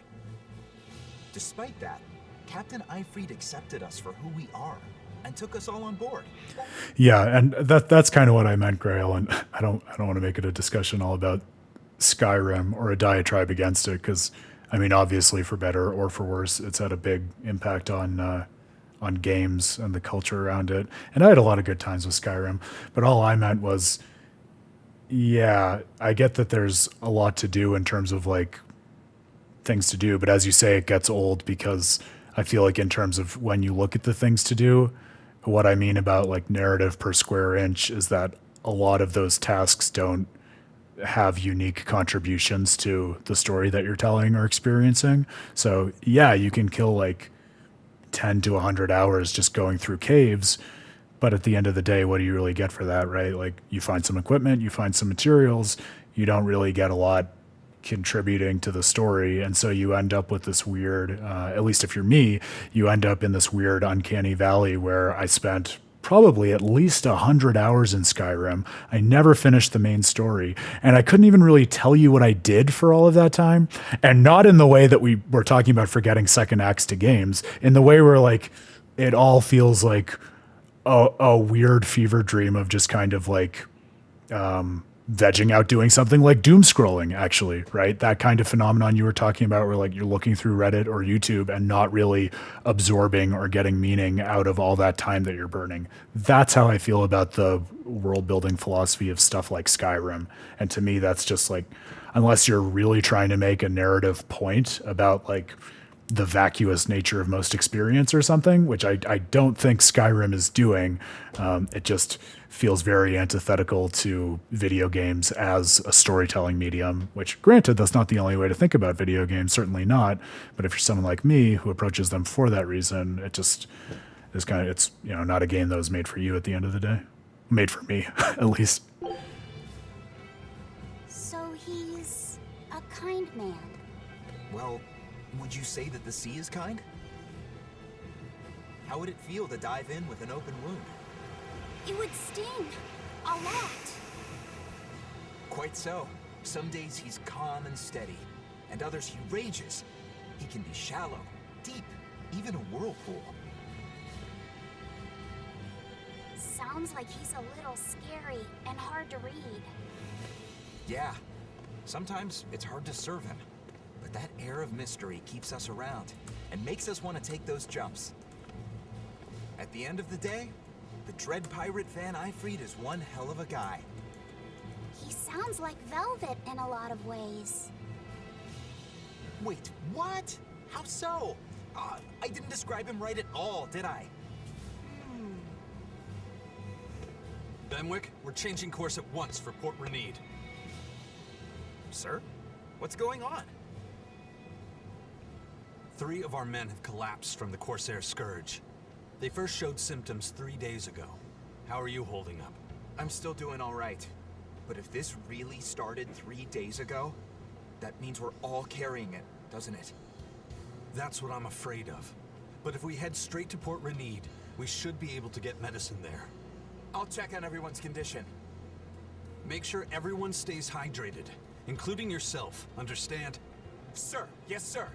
All hands, assume emergency positions. I mean, would you call Tales of Vesperia that kind of open world, Grail? I feel like I would be...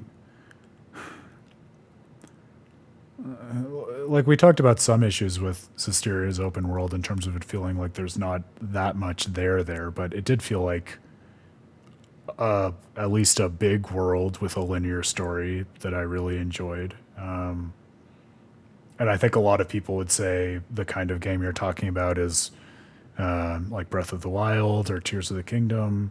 I still end up feeling almost overwhelmed by everything to do in those, but not in exactly the same kind of overwhelmedness like we were talking about in terms of Skyrim.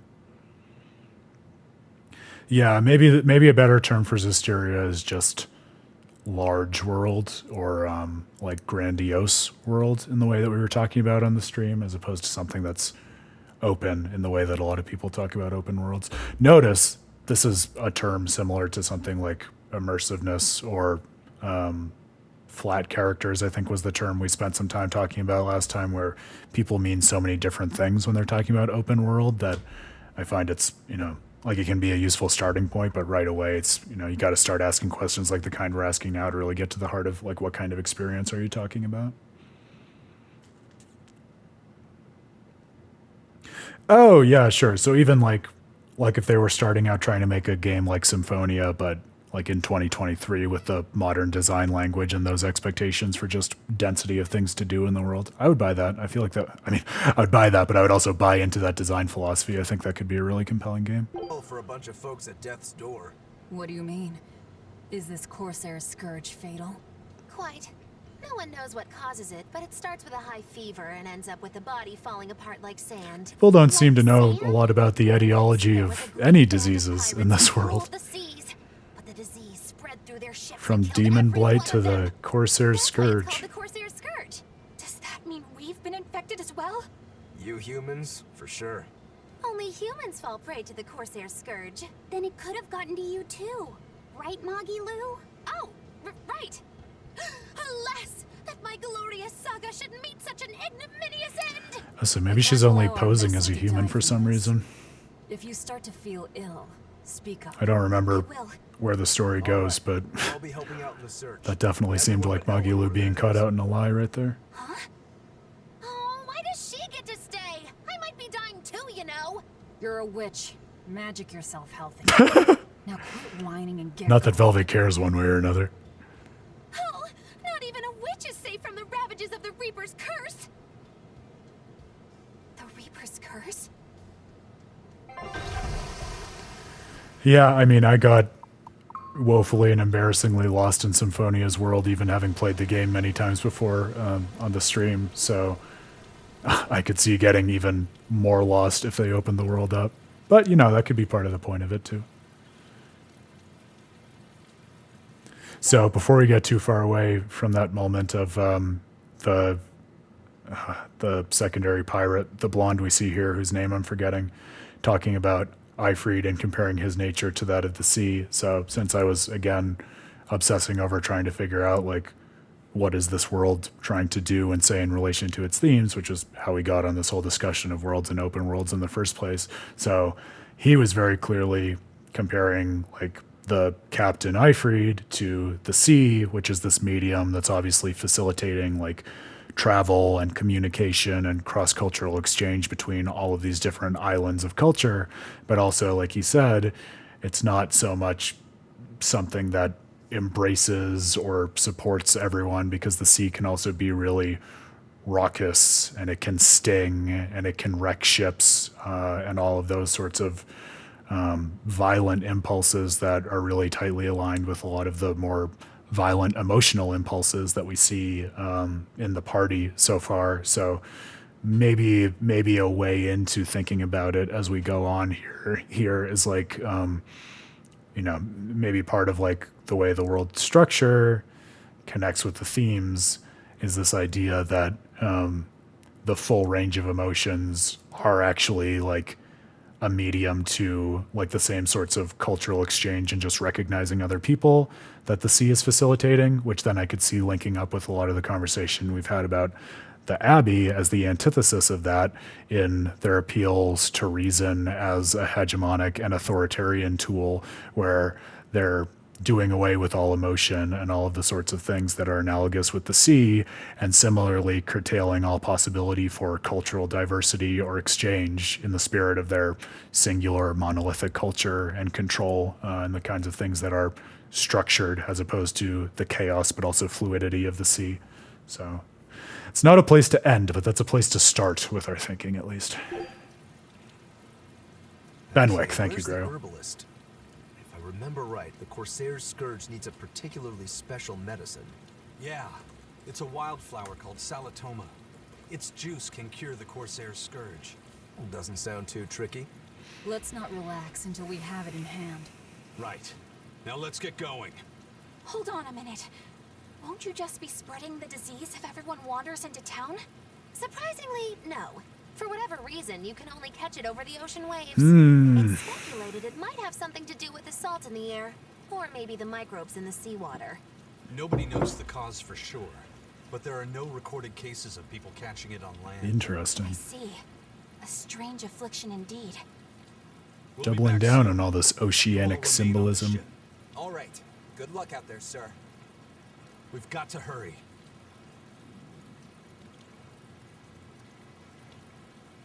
Salatoma. Is this really going to be necessary? What do you mean, Eleanor? Oh, nothing. It's just, well, the herb is Oh, known no, to work Grail, well don't for say that. fevers and the like, but it tastes bad. So bad. But since I'm playing as an ordinary human, perhaps I won't toil in the way that you did. I'd be willing to bet that I won't, in fact. Oh, I'm not worried. It just reminded me of stories from my childhood. Is all. Why don't you tell me about your childhood? Maybe you come back to the capital, I'll give you some highwayman stew, we talk about your childhood. Maybe? Take a look at this. Great. Okay. 2 out of 3 ain't bad.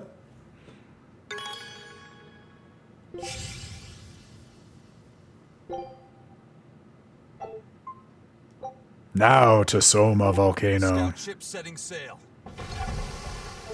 And they're off. To the Tales of Hearts illusion. The map's getting filled in little by little. There's still a long way to go. It's a big world out there. Yeah, that's true. And a lot can happen on the waves. The far seas are unexplored territory for a reason. I'd imagine so. The seasons and the weather can change the sea completely. Oh. Do I sense a budding interest in the sea?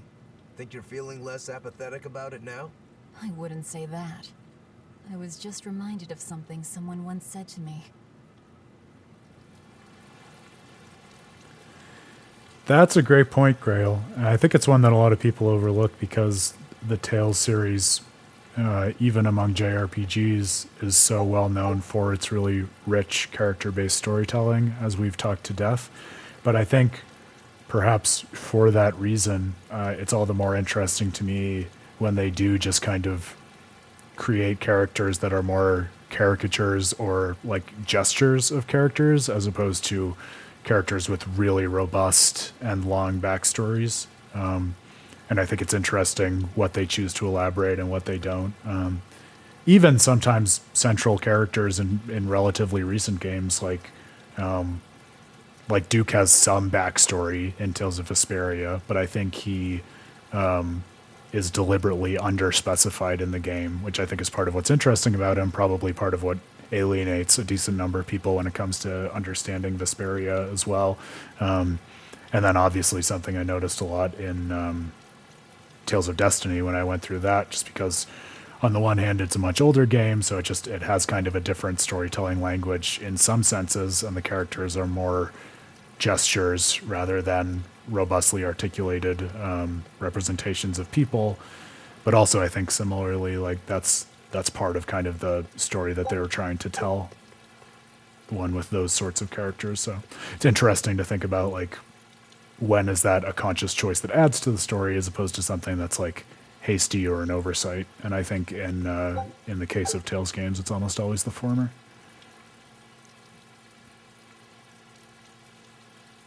Yeah, that's what I'm saying. I think part of it is the old as heckness, but I think it's a little more than that. A little bit of both. I think it's one of those situations where like the technical limitations helped them to tell the story that they wanted to tell because it didn't distract them in a way that it might have if they had more technical abilities. Although, as I say that, it just gives me one more reason to try to find some kind of fan localization of the director's cut, since they did actually go back to it later with more technical capabilities. Well, I don't want to make it a Tales of Vesperia stream either, but it's kind of interesting because you say that about Duke versus Carol, and like I see what you're saying, because most of Carol's backstory is kind of one note in terms of not fitting into all of the guilds, but it's almost like it's sort of another face of what we were talking about quite a while ago when you said there are some senses in which it's more of Carol's story than anyone else's. And it's almost like there's some sense in that vein where he doesn't need all the backstory because like his story is the one that's being lived through the events of the narrative, which I think is kind of a cool way to play with like different lenses we get into the characters as well. A manacled body got caught in my nets. Manacled? A prisoner? You too? Yesterday, my nets pulled up an arm. Manacles, even a brand on that one. I really can't take this anymore. I'm losing my appetite, and it's bad for my heart. You said it. Judging by the tides, they would have to have come from that prison island. Is it really just a prison?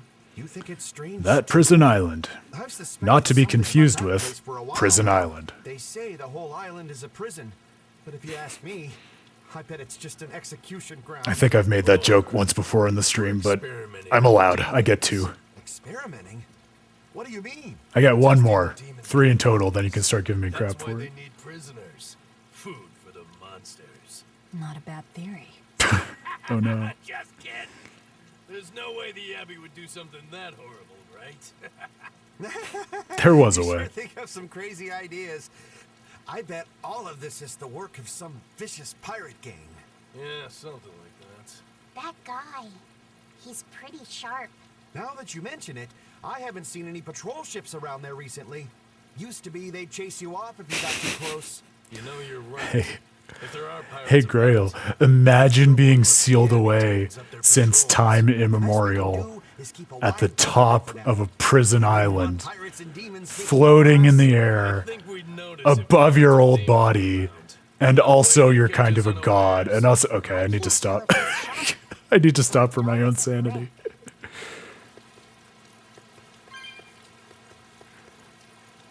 Then I'm going to bleed into riffing on Future Redeemed, and then we're just going to start streaming Xenoblade, which will be great for everyone, but also not good for anyone.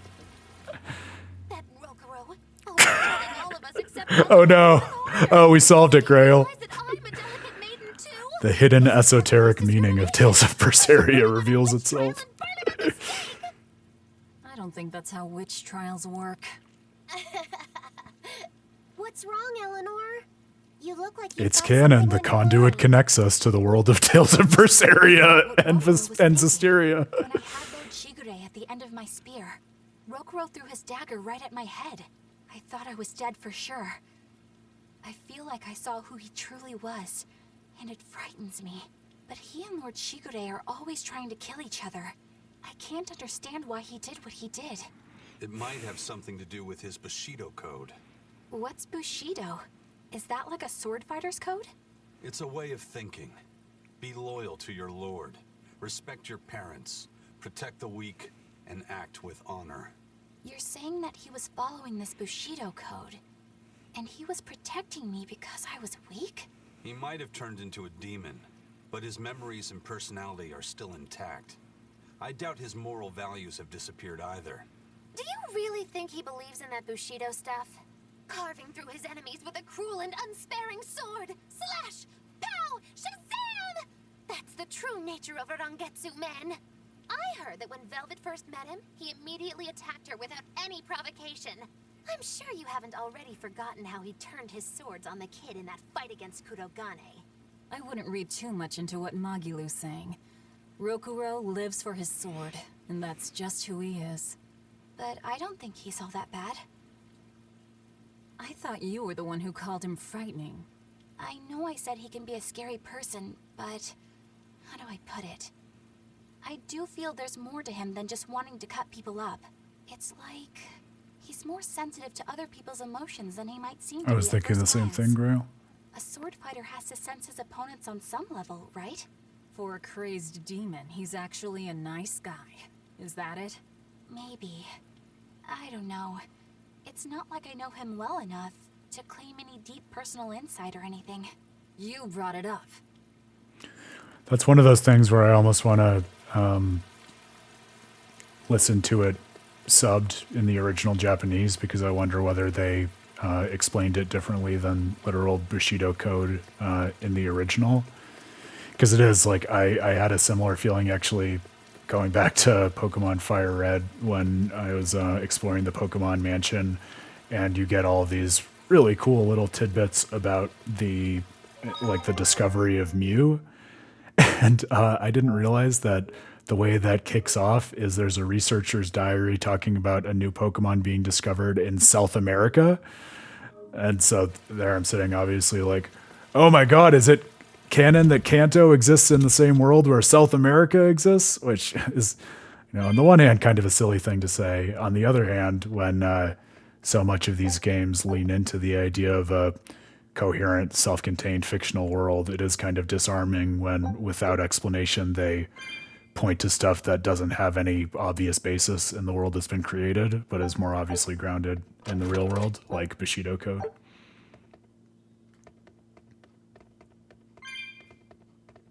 Yeah, no, South America, not South Africa. Fuck, what was I gonna say? Oh, I was gonna say I love that skit talking about Rokurou where they're trying to feel out like, so you're saying he's a demon, but he's not a bad guy, because again, if you were just coming in and playing Berseria, that it might be kind of a passively interesting skit and kind of not that easy to wrap your head around. But having just come in from Tales of Zestiria, it's really clear what they're feeling out without the language or concepts for it. They're talking about Rokurou as an instance of basically a demon, or what everyone in Zestiria would know as a Hellion who doesn't have any malevolence attached to him. So think of Cardinal Fortin, for instance, in Tales of Zestiria, right, where she seemed to be like evil in one sense in terms of not aligning with the values of the world and ultimately needing to be put down by the Scattered Bones, acting on behalf of the Shepherd, but she firmly believed in her principles in a way that wasn't conducive to any malevolence in terms of having that dissonance between what it is you believe in and how it is you act. And Rokurou, in terms of his code of honor, whatever you want to call it, is a similarly clear paradigmatic case of that. That's an interesting bridge. This bridge has a bit of history to it. Port Renede was originally built here on this inlet. The water's deep enough for ships, but as you can see, it's a bit too That sounds narrow right, for a Grail. port. Large ships couldn't come I'm sure close. Dan could pontificate on the longer answer at some Renede point. was used almost exclusively by smaller ships. What about the Von Eltia? It is fun when when the series do end up getting sufficiently popular that this ends up being like the unexpected deep lore from back when they didn't even know what it was going to grow into, like the like stuff such as Tales of Eternia being localized as Tales of Destiny 2 and junk like that for Tales. We're the best of the best. We came and went as we pleased. So your point is you wanted to brag. Hey, let me finish. He's the epitome of that People guy, wanted their no question town to about grow. that. So they built an outer harbor for large ships, and this bridge to connect to it. Uh-huh. So that's why the port and the town are separate. But there's more. We secretly helped provide the funds and resources for them to build it. So you are bragging. And did this bridge bring prosperity to Port Renede? No. The Abbey began regulating shipping and travel right about the time the town finished building the outer port. If only the seas had remained free, Port Renede would have developed into a center for commerce and trade. I suppose things don't always go as planned. Then again, even if Port Renede became a bustling port, we still would have no trouble slipping in or out. I'm not biting this time. I won't belabor the point, but that conversation, I think, really speaks in favor of what we were starting to unpack in terms of the world structure and how it relates to the themes. The fact that, like, the pirates and the people in the town made an effort to develop this place into what could be a conduit to trade and, flourishing society and everything that we were talking about before. And the Abbey quashed its aspirations with the stranglehold that they put on, maritime commerce. Oh, goodness. So many things to explore in this sleepy little When I town. was in Port Zexen, I heard that a swarm of demons attacked the palace and killed the High Priest. No way! Isn't the palace the most heavily guarded place in the world? How did the exorcist let that happen? Bad news really does travel fast. They say that the demons were disguised as humans, but were actually enormous monsters. I don't know, twice Grail. the size I'm of I'm the personally Earth. partial They had to laser Tales sharp of the Destined burning eyes. They could take over your Arisement mind just by going Uprising. at I don't know. them. I was trying to do one Demons on were Tales of that Arise, terrible. but it was very The half-baked. exorcist couldn't deal with them. Some rumors say they escaped. Some say a legate took them down in a climactic battle. But no one knows the truth. Tales of the Radiantly Destined mythology. That's a little better. World falling apart? Will the bad times return again? A horned giant with 3 eyes, huh? Velvet, you're one scary lady. They said swarm, so they were talking about you too. So already the mythos of the party is starting to outstrip the reality of them. That, I remember, it will be interesting and productive for us to keep our eyes on as we go forward here. Yeah, that's good.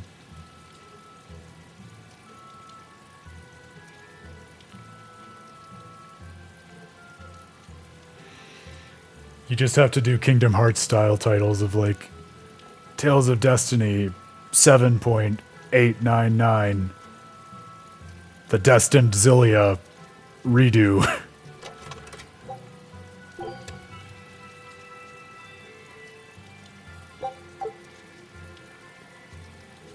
I know I'm repeating myself, but that's just not possible.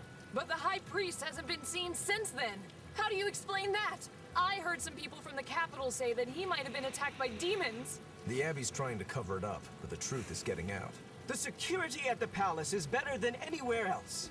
Demons breaking in? Inconceivable. But what if a whole horde assailed the castle? The exorcists guarding the palace are elite, the best of the best.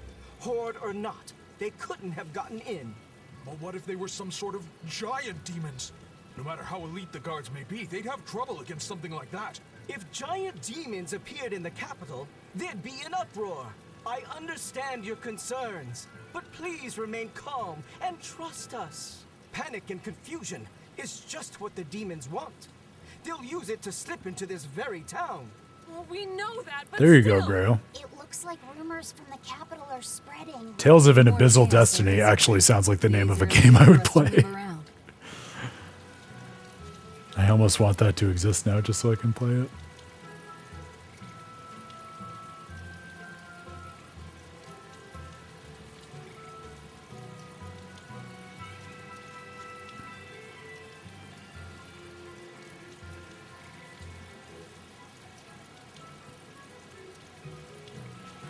So this is an interesting thing to keep track of as well, as we saw that scene of the exorcist orderly woefully failing at managing the population's understanding of what happened in the capital. There's an interesting sense in which, even though the Abbey is trying to control everything through the artifice of reason and order, the fact that they're controlling everything with such an iron fist is actually preventing and undermining the free flow of information between all these little islands.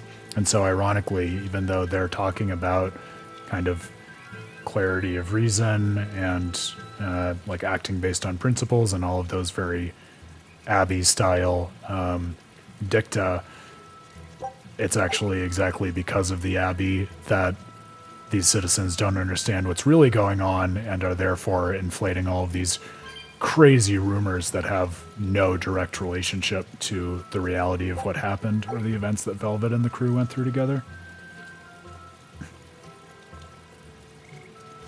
Yeah, do it. Put it in your official game title ideas notebook. Then you own it. No one can ever take it away from you. It does raise the kind of interesting question. We did a podcast a while ago at this point, maybe a couple of years ago. And I'll grab it because it was such a fun one. It was called Silent Souls. And the whole idea of it was, if you imagined a mashup between super different franchises, like what would the rules of that mashup be? What would make it work or not work? And so we did it with an imagined hypothetical mashup of Silent Hill and Dark Souls.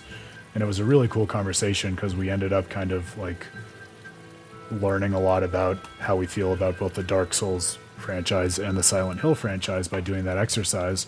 And so I wonder, in a similar vein, as we're riffing off of this, like if we had to choose two like very different Tales games, like different mothership titles that don't have any direct plot relationship with one another, to make a mashup of like Abyssal Destiny or whatever, like which ones would we want to choose and why would that be and what would that game look like?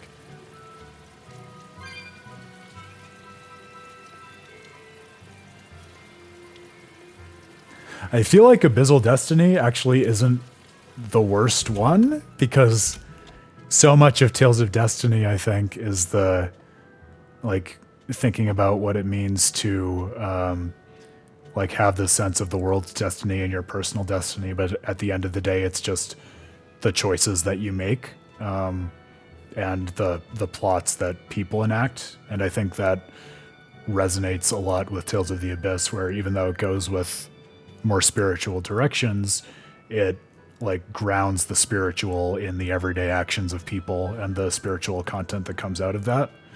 So I feel like it could be kind of interesting to remix those themes, especially bringing together two games where one collapses the world to this underworld below it, the world of the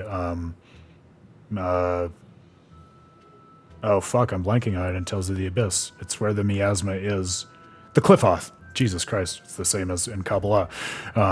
So one collapses downwards to the Qliphoth, and one is like entombed by this overworld layer of the ether sphere that's overshadowing the world. So you get kind of the dual pictures of above and below the world with which humans are most familiar.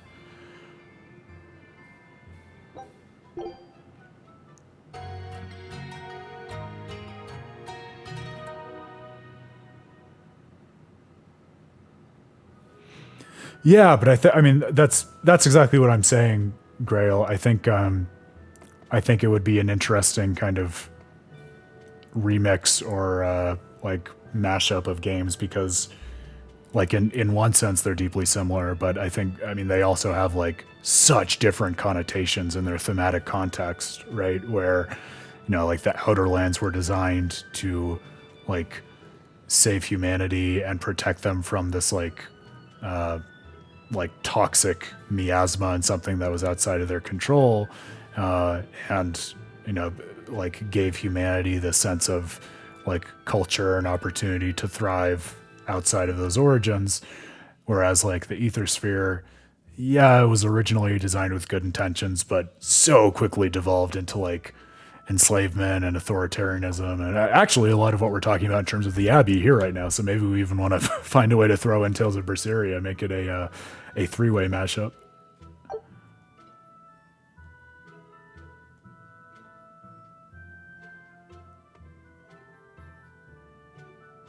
Oh, we have a call out to Merlin's Rebellion as part of the deep history of the world. Got another King Arthur reference filled in on our bingo card. That just makes me want to go further into it. But I imagine based on the context in which we're getting it, it is probably just a throwaway Easter egg. But I'm glad we took the time to see it.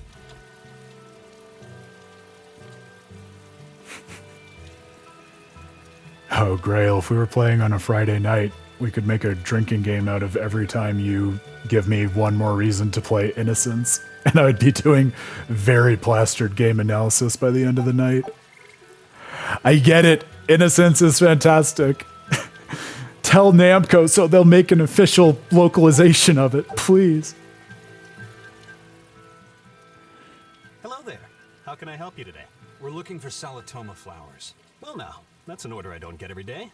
It's not for the Corsair's Scourge by any chance. The very No, definitely not. Some of our crew developed fever. Oh, well, he's more honest than I would be. be. Want to take care of it as quickly as possible. Understandable, but unfortunately, I'm out of stock right now. How can you be out of stock? The flower's in season, isn't it? It is, but not too long ago, a demon appeared in Warg Forest where we harvested. And now the Abbey won't let anyone inside. They what? Why haven't they exterminated the demon? From what little I've heard, they've had trouble tracking the thing. 100 people go in, maybe only one will actually come across the beast. If it's so rare, then what's the danger? Because nobody who's encountered it has come back alive. First, the Corsair I'm powerless in the face of your holy splendor and appreciation for Innocence, Grail. Some from other towns, but if you're already on day 3, they might not make it in time. But if we go to the Warg Forest, the Salatoma will be in bloom, correct? Right, but the demon...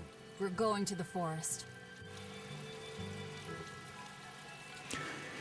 Yeah, I don't have a good reason for that. Maybe it was just like the cadence of his voice is hard to match to any like normal speech pattern or emotional cadence. Or in a game with just a lot of other standout voice actors, he sounds relatively generic. So maybe it just feels kind of out of place in that sense. I can't deal with life in this village. There you go, with the whining again. Those two, they seem to be rather upset. Best stay out of it. They're going at it hammer and tongs. The phrase is hammer and tongs. I'm not whining.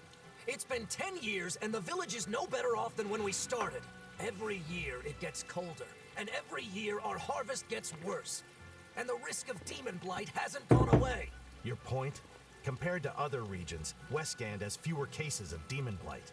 Other areas are suffering worse from the cold and the demons. I'd say we're better off here than anywhere else. You're saying we're lucky that all we have to worry about is cultivating this inhospitable land?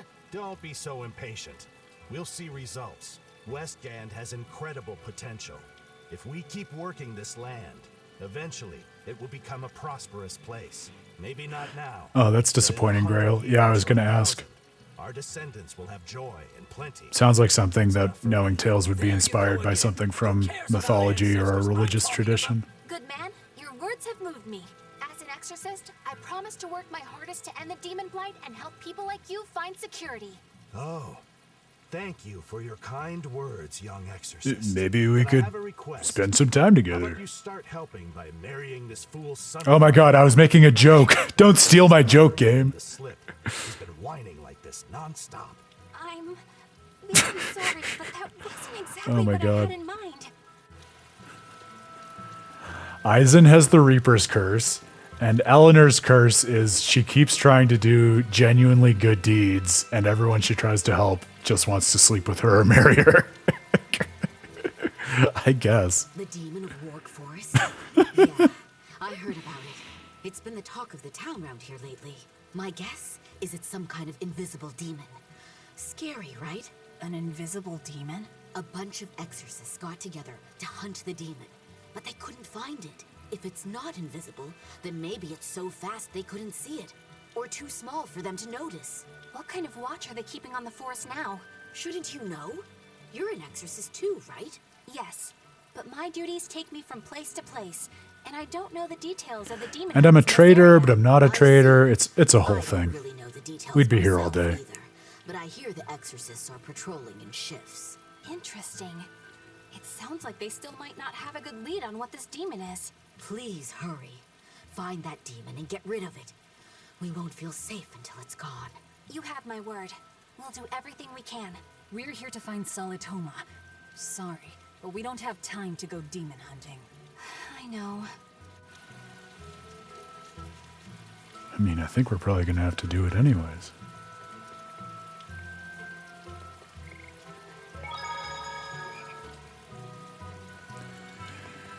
Well, you were right about the chest indicator, Grail. Seeing that one chest remains was driving me insane. And it wasn't even one I hadn't found. It was just this stupid Panacea bottle I didn't have room for. I'm just going to take it anyway, just to clear the chests on this map. I have no regrets.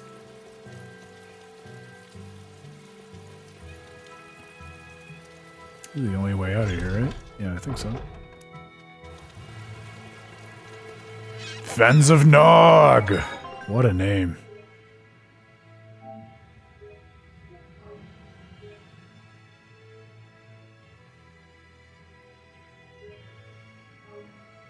Alright, and we're off.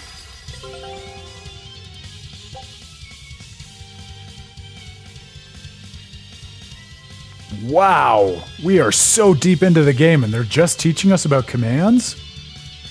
That boggles my mind. I wonder why they waited for so long. It's never a central part of the game, but I feel like they pretty quickly introduced it to most of the other ones. Oh, that's not the right... There we go. Okay. I'm ready for this.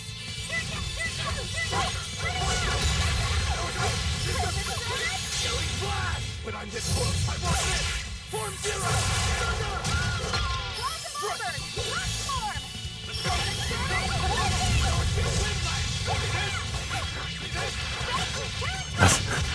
I appreciate you redacting things, but that has to be the most frustrating redaction that you've made so far, because that's like the entire content of your comment.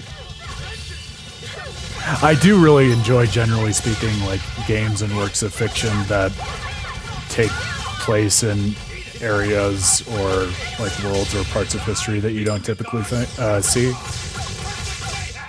Like that was one of the things I really enjoyed about Wo Long, especially as someone who never really paid a lot of attention to Chinese history. That was tougher than I would have liked.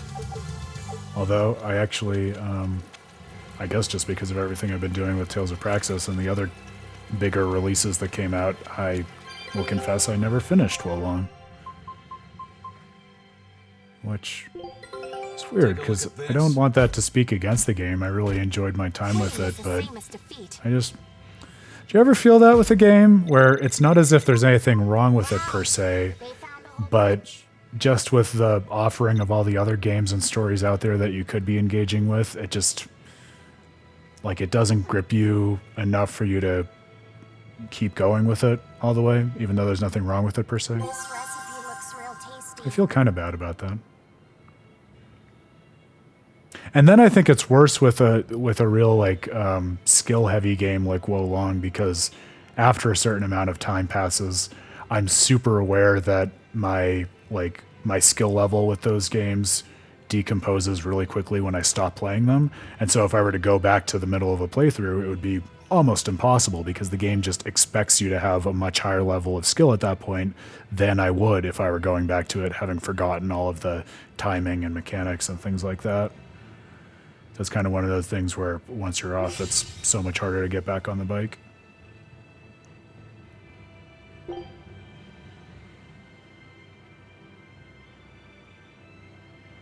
Yeah, just the oversaturation of the market doesn't help with that. I mean, it's nice to have so many options, but it definitely it makes you think about the opportunity cost a little different, I guess. Fen, I feel like Fen is one of those words for like a specific type of topography or ecosystem. I gotta look it up. Yep, it's one of those weird ones that you just don't hear very often. They are peat-forming wetlands that rely on groundwater input and require thousands of years to develop and cannot easily be restored once destroyed. Wow, that was so much more interesting than I expected, actually. They're hotspots of biodiversity, often home to rare plants, insects, and small mammals. Well, there you go. Leave it to the Tales games to give us a little bite-sized lesson on ecology. I'm so glad we took the time to look that up. It does. Yeah, look, it's exactly this. And what a cool way, with just an unusual, carefully chosen word, to totally reinforce the history of the world. Like, the very idea that it's something that took thousands of years to form shows the age of just how long it's taken this world to develop. And the fact that, no, actually, the Abbey did not redefine world history in the last 3 years in the way that it kind of claims to have.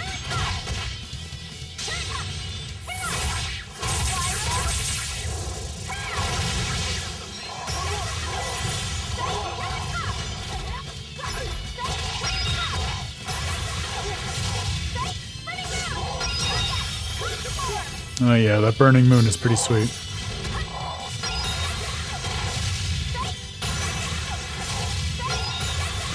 I like that she can generate that boulder shield that Armatized Saray and Edna could in Zestiria as well.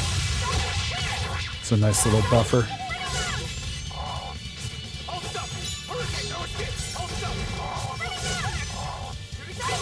I didn't realize Velvet was subbed out. Dios mio. Sorry to cut you down.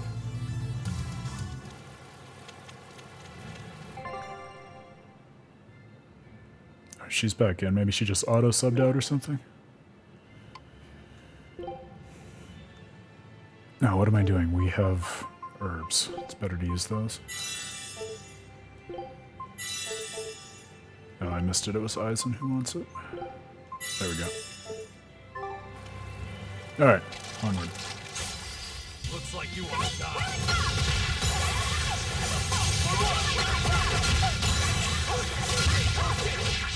Wow. That spin move when the enemies cluster together and you can hit them all at once. So satisfying.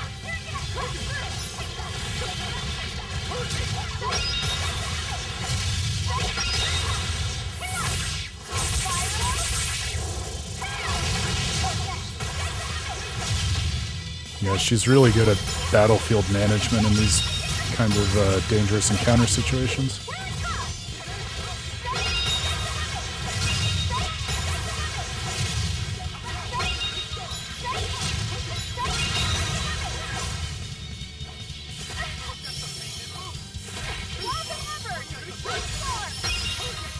Rock Swarm, that's what it's called.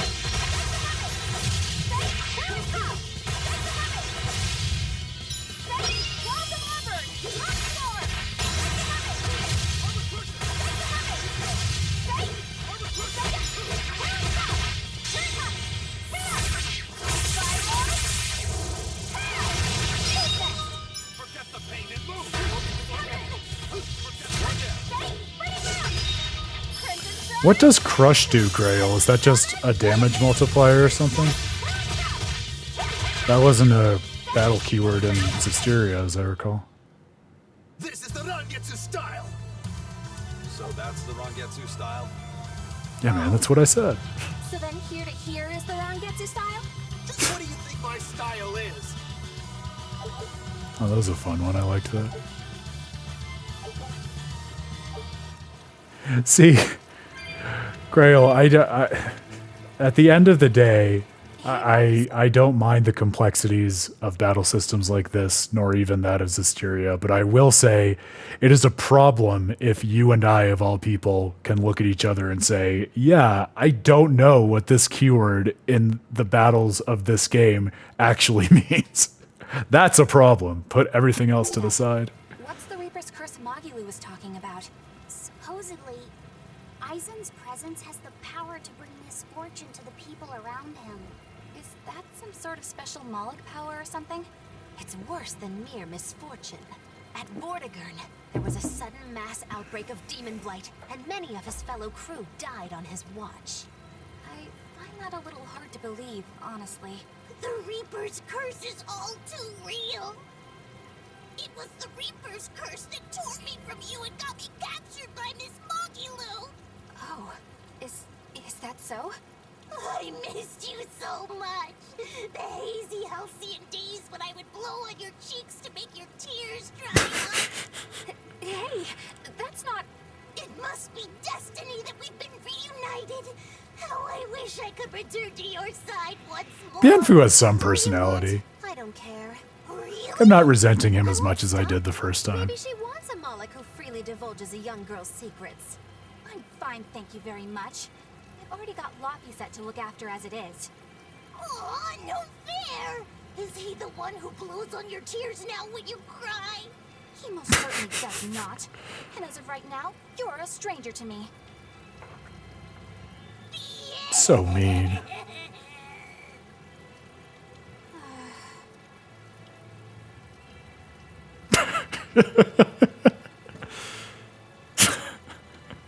What? Just so we're clear, Laphicet will do no blowing on any cheeks. Of course not. I mean, not that it ever happened in the first place anyway. Just forget it. Yet another victim of the Reaper's curse! See, it's all connected.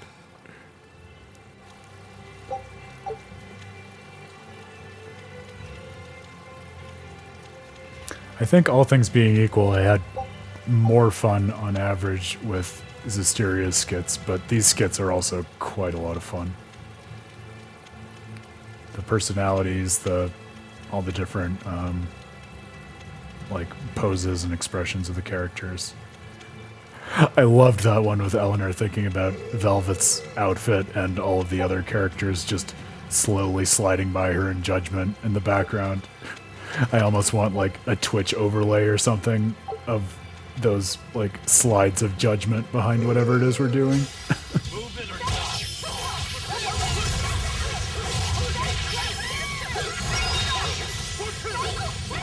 Oh, so like Crush gives you a chance of an instant kill or something? I feel like I haven't clocked the instant kill actually happening yet. But maybe now that we know what to keep an eye out for, it'll make more sense to us. Oh, this ain't good.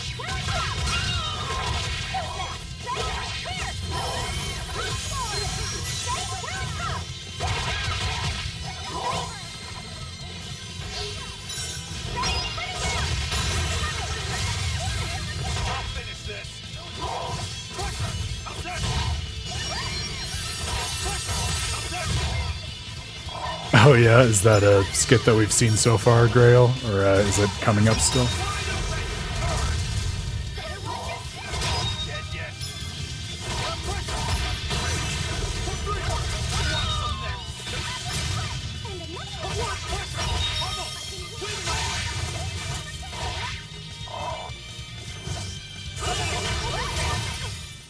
It was a close one, but I am the victor. Fantastic. You'll have to shout it out once we reach it. I can't wait.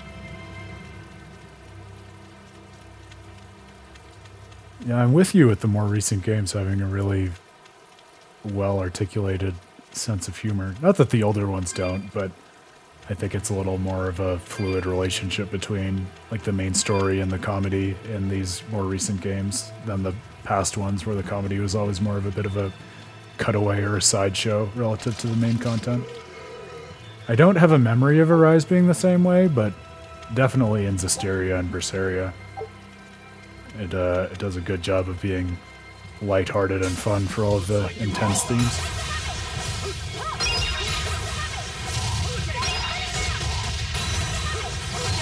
Oh yeah, give me those daze reactions. She dazes random townsmen and monsters.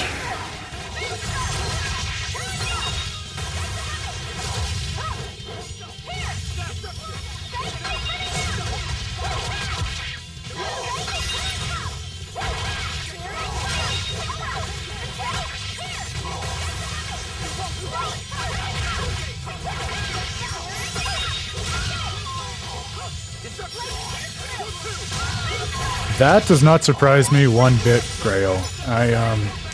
It's funny because I remember just taking that in stride when I played it a million times as a kid.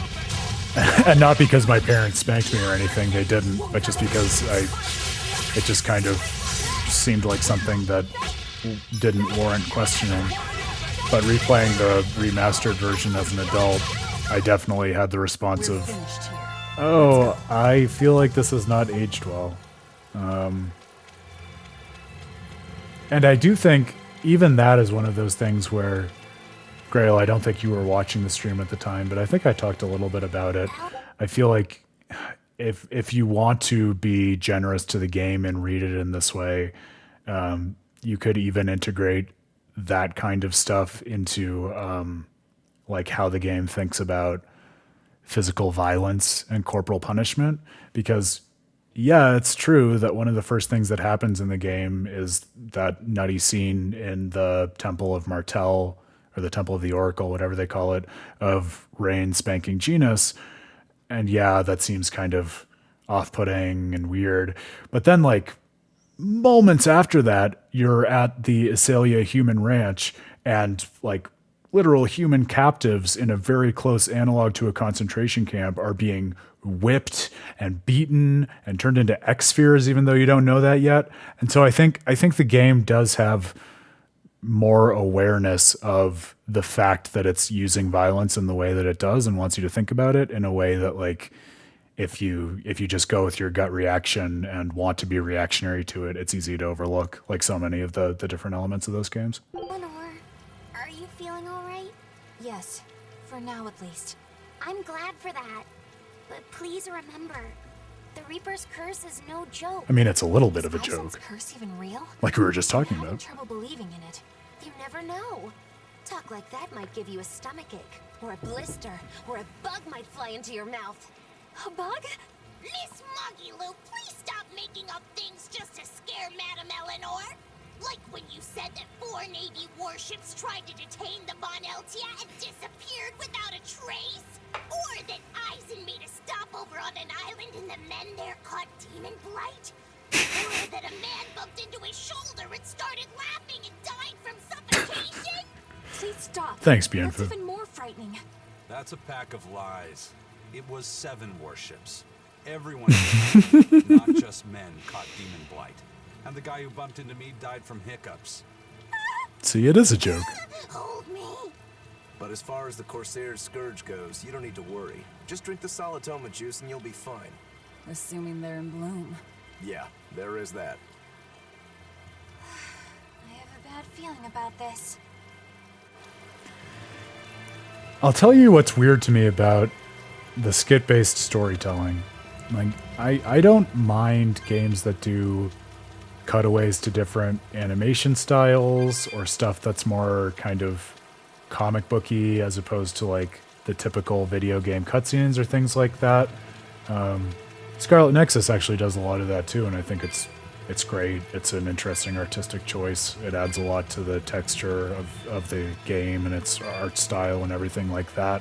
I think the thing that's weird to me that I'm especially feeling this stream with the skit-based storytelling in Tales of Berseria is, I think, part of what has always been really cool and interesting to me about just the skit structure in the Tales series, and I talked about this a little bit in the article I published last week, is that it's a really interesting kind of like optional storytelling that's totally removed from the context of the main game, where you just see little windows into character relationships and thoughts that kind of almost take place in like a pocket narrative to the side of everything that's going on in the main game. And so it adds sort of like a different level to the storytelling than you get just navigating the main game. And I think that's part of what makes it interesting. That's not just a different art style, but it's also removed from a lot of the core unified experience of the game.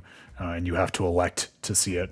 So to have that same like storytelling framework be hard-coded into the main story, where I'm not actively seeing that there's a skit and choosing to watch it, but rather we're just automatically being pushed into these skits that are part of the main story. It's not so much like the different art style or anything to do with the skit per se that's off-putting to me. It's just the fact that what was traditionally always used as a mode of optional storytelling content is now part of the mainline narrative, which is harder for me to wrap my head around. We will need to be extremely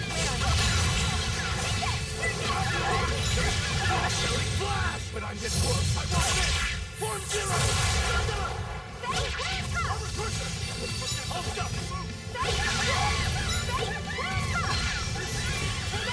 Oh, that is an interesting continuity to this, or challenge to the continuity of the story in terms of when Eleanor asks Eisen about it, Grail. Thank you for the fun fact.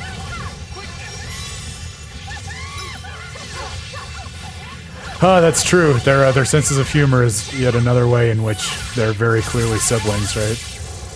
Which just points to the same thing we were saying about Rokurou and Shigure earlier in the stream, right?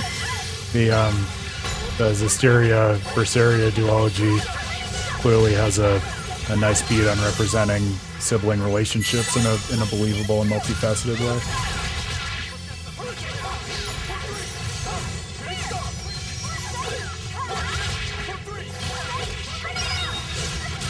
Yeah, and I mean, like I said, Grail, I get the technical reasons and the non-narrative motivations for it. I just wish that since skits had such a well-defined place in the existing storytelling language of the Tales series, I wish that if they were coming up against like cost limitations or other similar like business level challenges, they had innovated like a new way of solving that problem in the story, as opposed to leveraging something that they already had in their lexicon for a different purpose. Because I feel like, at least to like veteran players like myself, who have a very pre-established sense of the role a skit serves in the overall story ecosystem, it might have been less off-putting for them to just have a different kind of skit, as opposed to the whole skit machinery just repurposed as it is in Berseria.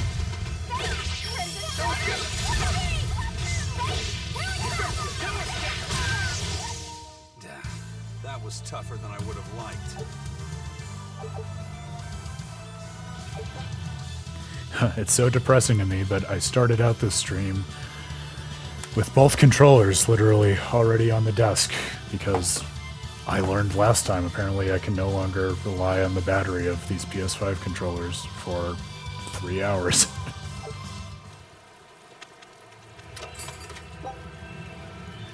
Warpike. That sounds like a weapon we might want for Eleanor. Is it better than the Mana Lance?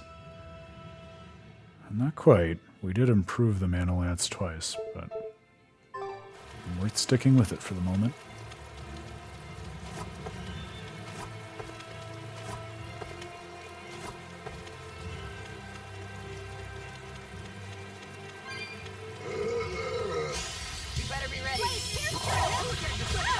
How dare you interrupt me while I'm casting? Rude loser!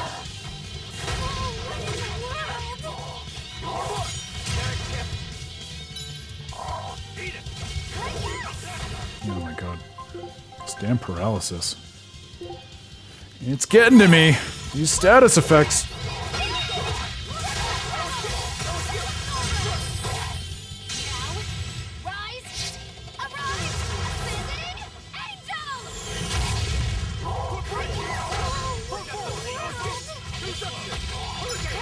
I think that of the Tales games I have streamed, Magilu's is the second silliest mystic art that I have seen so far. Second, of course, to Dex. Wait, there's more? Damn, we were almost perfectly coordinated.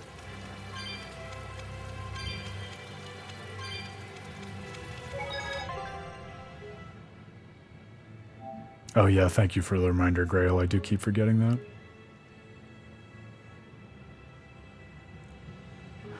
I feel like it's generous to me to say that I'm feeling your pain, because your pain I am aware enough to recognize is on a totally different level, but I can imagine what this but 20 times worse would feel like, and I do not envy you that, my friend. This must be the Warg Forest. We need to be careful. There may well be exorcists around. I need to, like, readjust my expectations around paralysis is my problem, because in the balance of Fire Red, the Pokemon status effect paralysis is something that you can still fight around, because the probability of it actually stopping one of your Pokemon's moves is not, all things considered, that high. Whereas here in a Tales game like Berseria, it's your character just becomes useless very quickly. Oh, Mickleo, I miss you, bro. It's the Abbey's new invention. So Or I guess I should say I anticipate you coming into existence. Sure sounds like a hell of a lot of trouble just to stop people from coming in. It really does. Dual-layered barriers. Alright. Love it.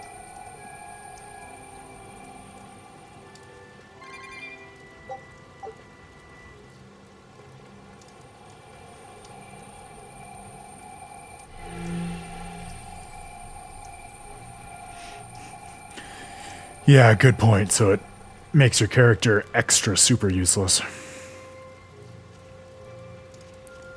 Preventing them from having the resources necessary to execute an attack, and then even if they get enough of the resource to execute an attack, it doesn't execute anyways. The best of both worlds. Tails again, huh? That Reaper's curse of yours is consistent, if nothing else. The curse even affects coin flips? Seems that way. Amalok's powers affect physical objects and can, at times, even synchronize with their wavelengths. And in your case, it's that coin? Yeah. That's why it always comes up tails. You must forgive my skepticism. Whether you choose to believe it or not is really up to you. It might be worth noting that coin is also Eisen's vessel. So is that wavelength business the reason why Laphicet always has that compass around him? That's part of it, but in another sense, it's a kind of proof of his manhood. I have a thought on that, Grail, so put a pin in it. Manhood? Must polish you so you don't rust. Oh, cute. That doesn't make any sense. For a praetor, you really don't know that much about the world, do you? Yeah, speaking of having synchronized wavelengths, you and I were on the exact same wavelength as they were talking about it then, because I was also thinking, man, how have we wandered into this whole section of skits about the Reaper's Curse so long after we had Eisen? And I wonder whether, like, I don't remember exactly where the game goes next, so maybe that ends up becoming a big part of the second act, but I'm finding myself going back to that conversation we started the stream with about the challenges of second acts. And I feel like maybe this is part of it. The fact that, like, because this needs to happen at some point in a game, a lot of, like, the exploration of character relationships that don't always necessarily feed into the immediate plot in direct ways that, like, supplement the themes that are building, but are more of just kind of, like, elongated exposition as new characters are added and they get to know each other. It's like, I feel like a lot of that happens in the second act, and so it's not like there's no substance there, it's just much harder to like triangulate the narrative significance of every single moment as you're going through that middle third of the journey with these characters, because so much of it is just them getting to know each other. Because in the second, maybe part of it is because by the second act in most of these games, you have amassed like most of, if not all, your party for the first time in the game. So it really is like, that's the moment where they all have the opportunity to build rapport with each other for the first time. And so it's an important story beat, and it like lays the foundation for all the relationships between them. But a lot of it is established through kind of just them spending time together on adventures that are not necessarily as central to the story as such. The Reaper's curse. The Abbey needs to know about this. I'll have to investigate further. A coin that always comes up tails. Can Amalek's influence extend so far? I see you're a woman of deep skepticism. I know it's hard to believe, but Eisen's coin really does only come up tails. Wait a minute. Are you using some sort of trick on it, Magilu? Oh, your gaze falls on me then? Well, I am a woman of deep skepticism. And one who holds grudges too, apparently. But no, I don't have anything to do with it. In fact, I tried a little spell to make it come up heads, and it wouldn't take hold. The coin's not gimmicked. There's no trick. See for yourself if you like. This is the Demon Lord Daos. My man. It's from Carl. It's from Carlin. I've never seen him. It's pronounced Carlon, actually. It's incredibly ancient, and yet it looks freshly minted. There's a reason for that. Gold is normally soft, but they found a way to harden. I know! They cover the surface of a softer metal with a heat reactive shaped memory. Oh no, she's the same kind of nerd as Eisen. Right. It's a technique no one alive can duplicate, and it makes any trickery impossible. I might just have to believe in this curse of yours after all. I thought you said they had made the surface itself harder, not covered it with something else. I think you're mistaken. No, I swear you said... Let's just leave it at that. Okay. Shape memory alloy. That's how they did it.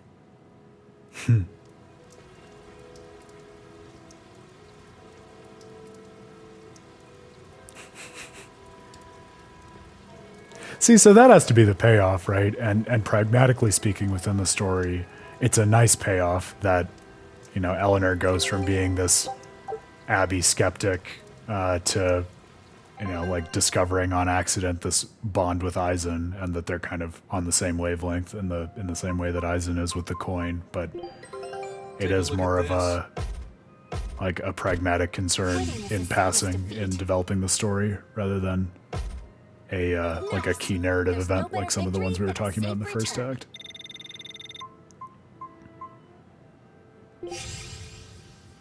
Sleepy Princess picture book. This I gotta see. Scout ship setting sail.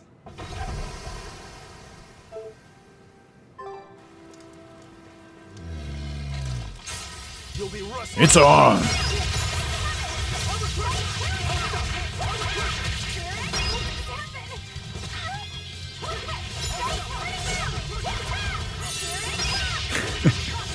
I know, it's like a reverse Reaper's curse for our expeditions this stream. Look, I'm not about to look a gift horse in the mouth. I'll take it. Don't worry, Grail. I'm sure it will run out before we know it.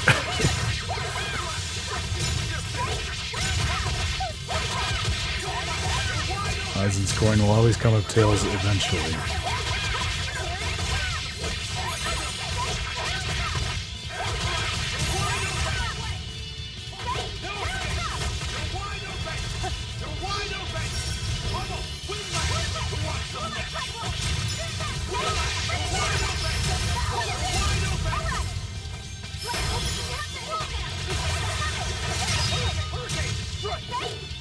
I was about to say, it's so nice to actually have a full roster of souls, and then of course immediately Eleanor got paralyzed.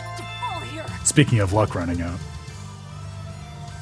Voidmire! What a great name for an art.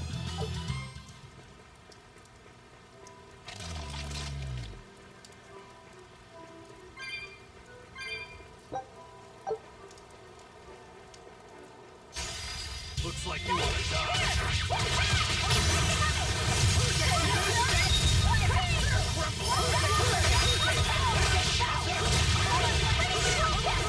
I think if we're going to get theoretical about it, Grail, then based on everything they've said about the Reaper's Curse, my best understanding of it is, Not even worth my time. speaking of Freudian ideas, many of which draw from like Greek plays and literature and mythology.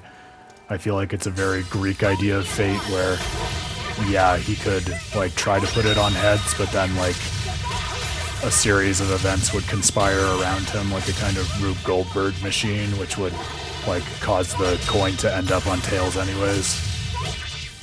Whether that took like, 2 seconds where Aizen suddenly trips and the coin falls and it's on tails, or, it takes like a few minutes or a couple days, but crazy things happen that ends up with it being reversed.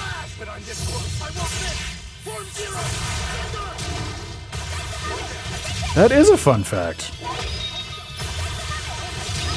I do like the name Voidmire much more than Negative Gate, but maybe that's just because I'm much more accustomed to Negative Gate since it shows up in so many Tales games. Voidmire is more novel.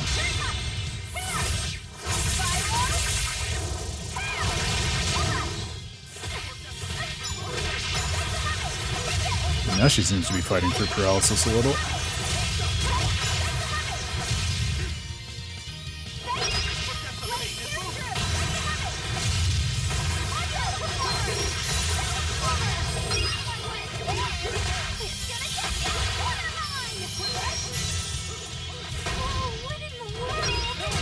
Well, see, at least now you've pivoted into pitching one of the Tales games with the localization I can actually play, so I prefer that to Innocence.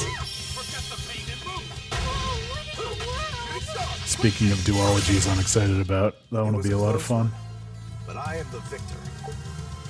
PS3 replacement is all set up. I hadn't clocked that it came with a dumb third-party controller, so I went and got an actual Sony one so that I could use the PS3 properly. So that will be a fun adventure to embark on sooner or later as well.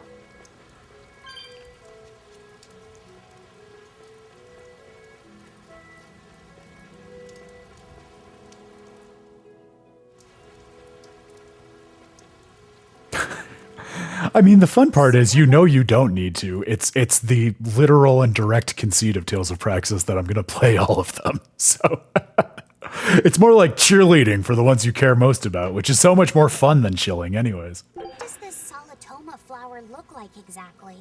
In a word, ugly. Excellent. The flower itself is purple with leaves and stem of maroon. An ugly flower. All right, I'll keep an eye out. Oh! After all of my opining on symbolism, we got an actual skit about symbolism. By the I'm way, excited. do you know what Solitoma means in the language of flowers? Was it deceitful coexistence? What's with that? Even its symbolism is awful. Deceitful coexistence. The perfect flower for us. What's wrong, Luffy said? Magilu is right, isn't she? Could be. Eleanor is from the Abbey. I'm not sure that someone like that would ever genuinely want to make friends with us. That's what I thought. But it's not all quarrels between us. There's commonalities, I guess you could call it. We share common ground. Deceitful coexistence doesn't trouble me at all. I'll always be here for you, Madam Eleanor. You and I shared an eternal vow that binds us together. All I did was make a pact to tether you. I'd appreciate it if you didn't talk about it in a way that could create the wrong impression. Madam Eleanor, you're so cold. Try your eyes, Bienfu. You still have me, don't you? Oh, Miss Magilu, you're the only one for me, honest. Good, good. Now think hard on my kindness and do as you're told. My simpy sense is tingling. I'll just have to hang in there until I find a new love. Laphicet. An opportunistic simp. Coexistence this way.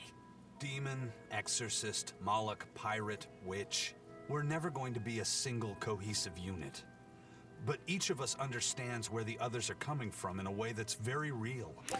I don't want to belabor the point we were talking about last stream, but A, I love this explicit discussion of symbolism, which harkens back to when we talked about that in Walgaia in Tales of Symphonia. And B, the idea of just the turn of phrase, deceitful coexistence, is so poetic to me. And I love that Eisen is talking directly about the idea that we were going back and forth on last time in terms of, are all these characters reflecting Velvet in a certain way? Are they doing their own things? Maybe actually one way to think about deceitful coexistence is that they're kind of doing both. They're begrudgingly aligned on a single journey that centers on Velvet, and yet also they have their own interests and characters in a way that is more discreet than you would get in a lot of other JRPGs. Legendia. I'm going to do Legendia at some point. I just don't know how fun it would be on the stream, because I feel like up to the conclusion of the main story, when I gave up my first time through, I'd probably just be bitching about most of it. But I'm a lot older now. I have different experiences and a different perspective on it. Maybe it would be a good test for me to to go through it with our communal JRPG party. So it's not really a deception. Yeah, not really. I think selfish coexistence might make the better fit. Maybe so. I loved that skit. And it is also interesting to me, I don't know what, if anything, this says about the game, but for all that I was saying about so many of the skits being hardwired into the main story now, I still feel like some of the most interesting and challenging moments come up in skits and come up in the optional ones as opposed to the mainline content. Of all the skits, that one was one that was totally missable, had to elect to watch it, but such a cool and interesting conversation that drives to the heart of a lot of the game. I'm going to guess we want to touch this, but we may end up needing to go back. Are you kidding me, Grail? That always makes me feel better. Makes it feel like more of a book club. Especially if you keep doing bonkers challenge runs while I'm doing narrative dissections. It's a nice yin and yang. Maybe our own version of deceitful coexistence. Dan has been talking about wanting to play one in tandem with me while I'm streaming it too, so maybe we could even get a three-way book club about one of them going at some point. That could be fun.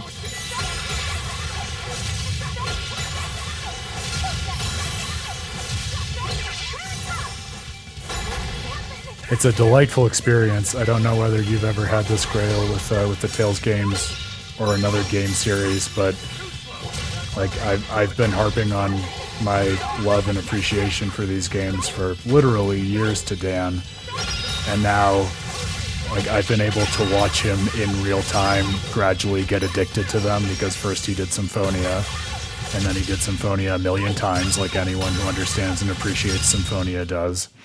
And then he went immediately into Zestiria, and he devoured that, and he's already on a New Game Plus of it. And so I can see that he has fully fallen down the rabbit hole after staying out of it for so many years. And it's nice to have kind of quietly but insistently gotten one of my closest friends deeply obsessed with the same things that I am. Makes you feel like you've accomplished something, you know? Yeah, that sounds right. That's what people sign up for, right? Talk about the story, talk about the masochism. It's all the same thing. Maybe not here so much as in Bloodborne or something, but there's a connective thread all the same. Ugly purple flowers. Got it.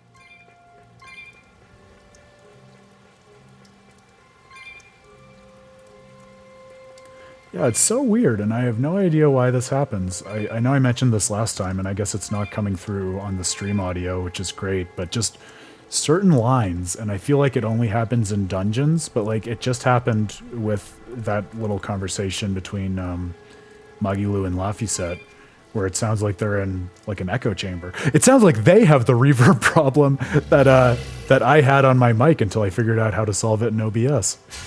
No idea why that is.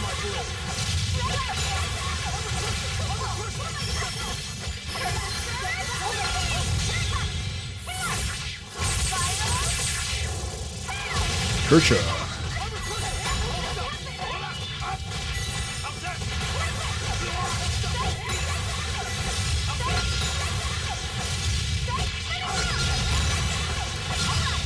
It's like another meta challenge, right? It's the real life meta challenge of like getting someone else to join your real life JRPG party around these games. Well, I'm so glad you've been able to do that too. I think it's all the more rewarding for me because, actually, as you know, Grail, I've tried and failed to get through Zillia more than once.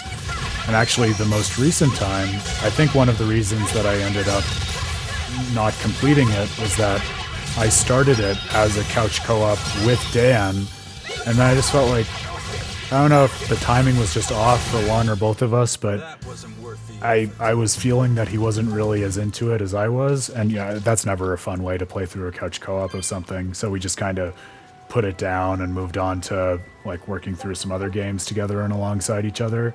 So especially for like having failed in the past, it's fun to have finally been able to have like rocked the vending machine enough to push it over, I guess, for want of a better analogy. But yeah, that's one level of success, and then there's nothing better than, you know, playing through a whole one of these in couch co-op with someone who's never really experienced them and getting them to buy into it for the first time. I've kind of gotten that in the few times I've had guests on the stream, actually, because none of them have really had previous experience with the Tales games, and they've all gotten more into it than I'd expect, at least, by the end of the time on the stream, which has been fun to see.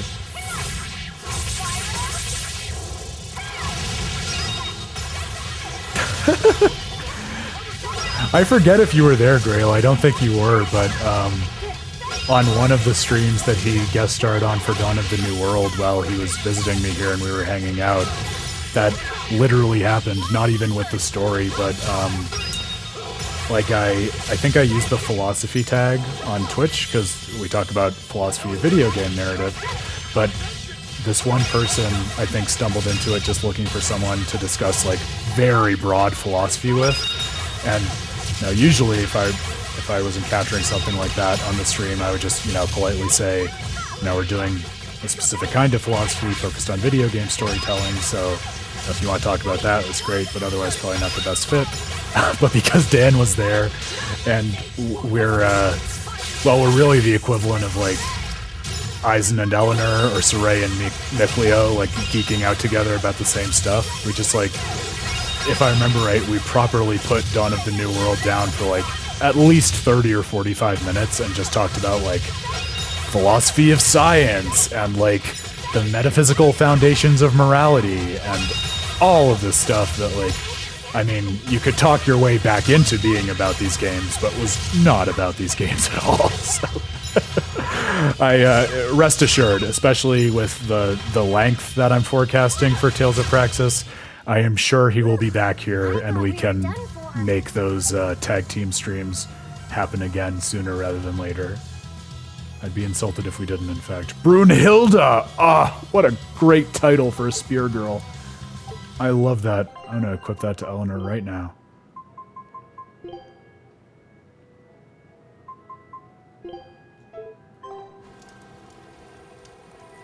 Yeah, in our perennial words to each other, Grail, don't threaten me with a good time when it comes to talking about this stuff for hours without making any narrative progress. Son of a bitch, I want so badly to be able to climb up that. But it was not meant to be.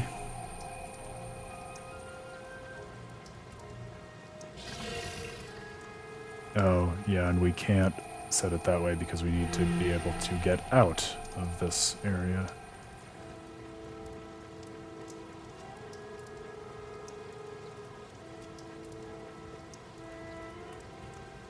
For a simple switch puzzle, it's tripping me up more than I might hope.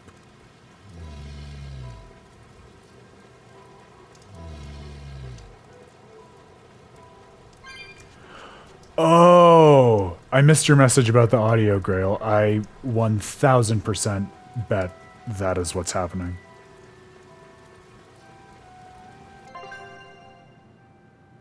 Let's check that right now. I'll bet it is just coming out of my controller, and I wasn't able to clock that because I have my headphones on. There it is. Yep. There we go. Thank you, Grail. I thought that I was losing my mind. Nope, turns out sometimes when you hear something, that's because it's actually there. Swear to God, by like the end of any one of these like 40 to 50 hour playthroughs, we have finally resolved all of the technical issues that Aaron has been trying to figure out for the entirety of that stream. Which you'd think after enough of these different playthroughs, all of the technical issues would be gone, but somehow we manage to find new ones every time. But that's part of the charm, and we all love it. That's the real secret of Tales of Praxis. It's all technical troubleshooting and talking in great depth about the narrative structure of these games without ever actually playing them. It's meta. It's avant-garde.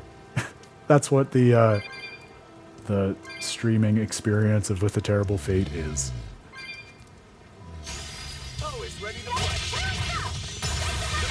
Oh, you. You're fun regardless. We have fun together. It's a textured experience like the best of these JRPGs.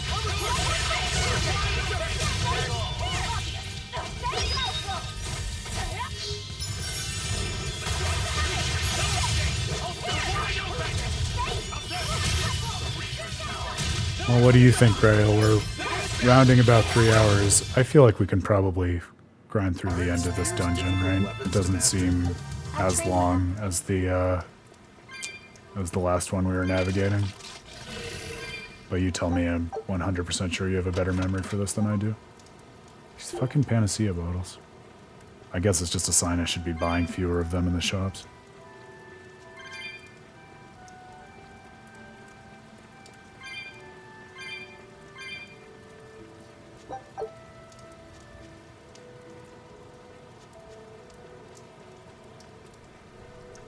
Oh my god, although they might add to the playtime of this dungeon just by having to run back and forth to hit these switches a million times.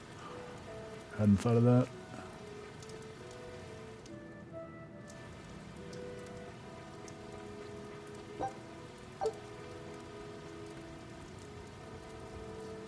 Yeah, fair enough. I think especially with all of the switches and random encounters, probably better to just be mindful of the time and not rush ourselves more than we need to. Look at you, Grail, the better angel of my nature. I appreciate it. Well, good call. And with that group consensus, we're going to call it for the evening. A delightful way to start the week with some more adventures in this second act, not least of which being our meta exploration of what a second act in a JRPG is, and hopefully teeing things up with some more frameworks and guideposts to actually make a little better sense of the second act and hopefully hold more of it in our minds and appreciation for long after we finish with this particular playthrough of Berseria. So, Grail, as always, my friend, shout out to you, my intrepid co-adventurer on these journeys. This was a really fun one to reflect on a lot of those things that we'd been mulling about the meaning of the world navigation, learning more about Eleanor's character, getting back into Aizen a little bit. It's great to get that closure with Rokurou and get a model for thinking about his own journey and how that might inform Velvet's as we go forward. So I think it's definitely still a lot of teeing up of what will come, but with a lot of fun adventures and hilarious skits scattered in between. So looking forward to much more of that this week.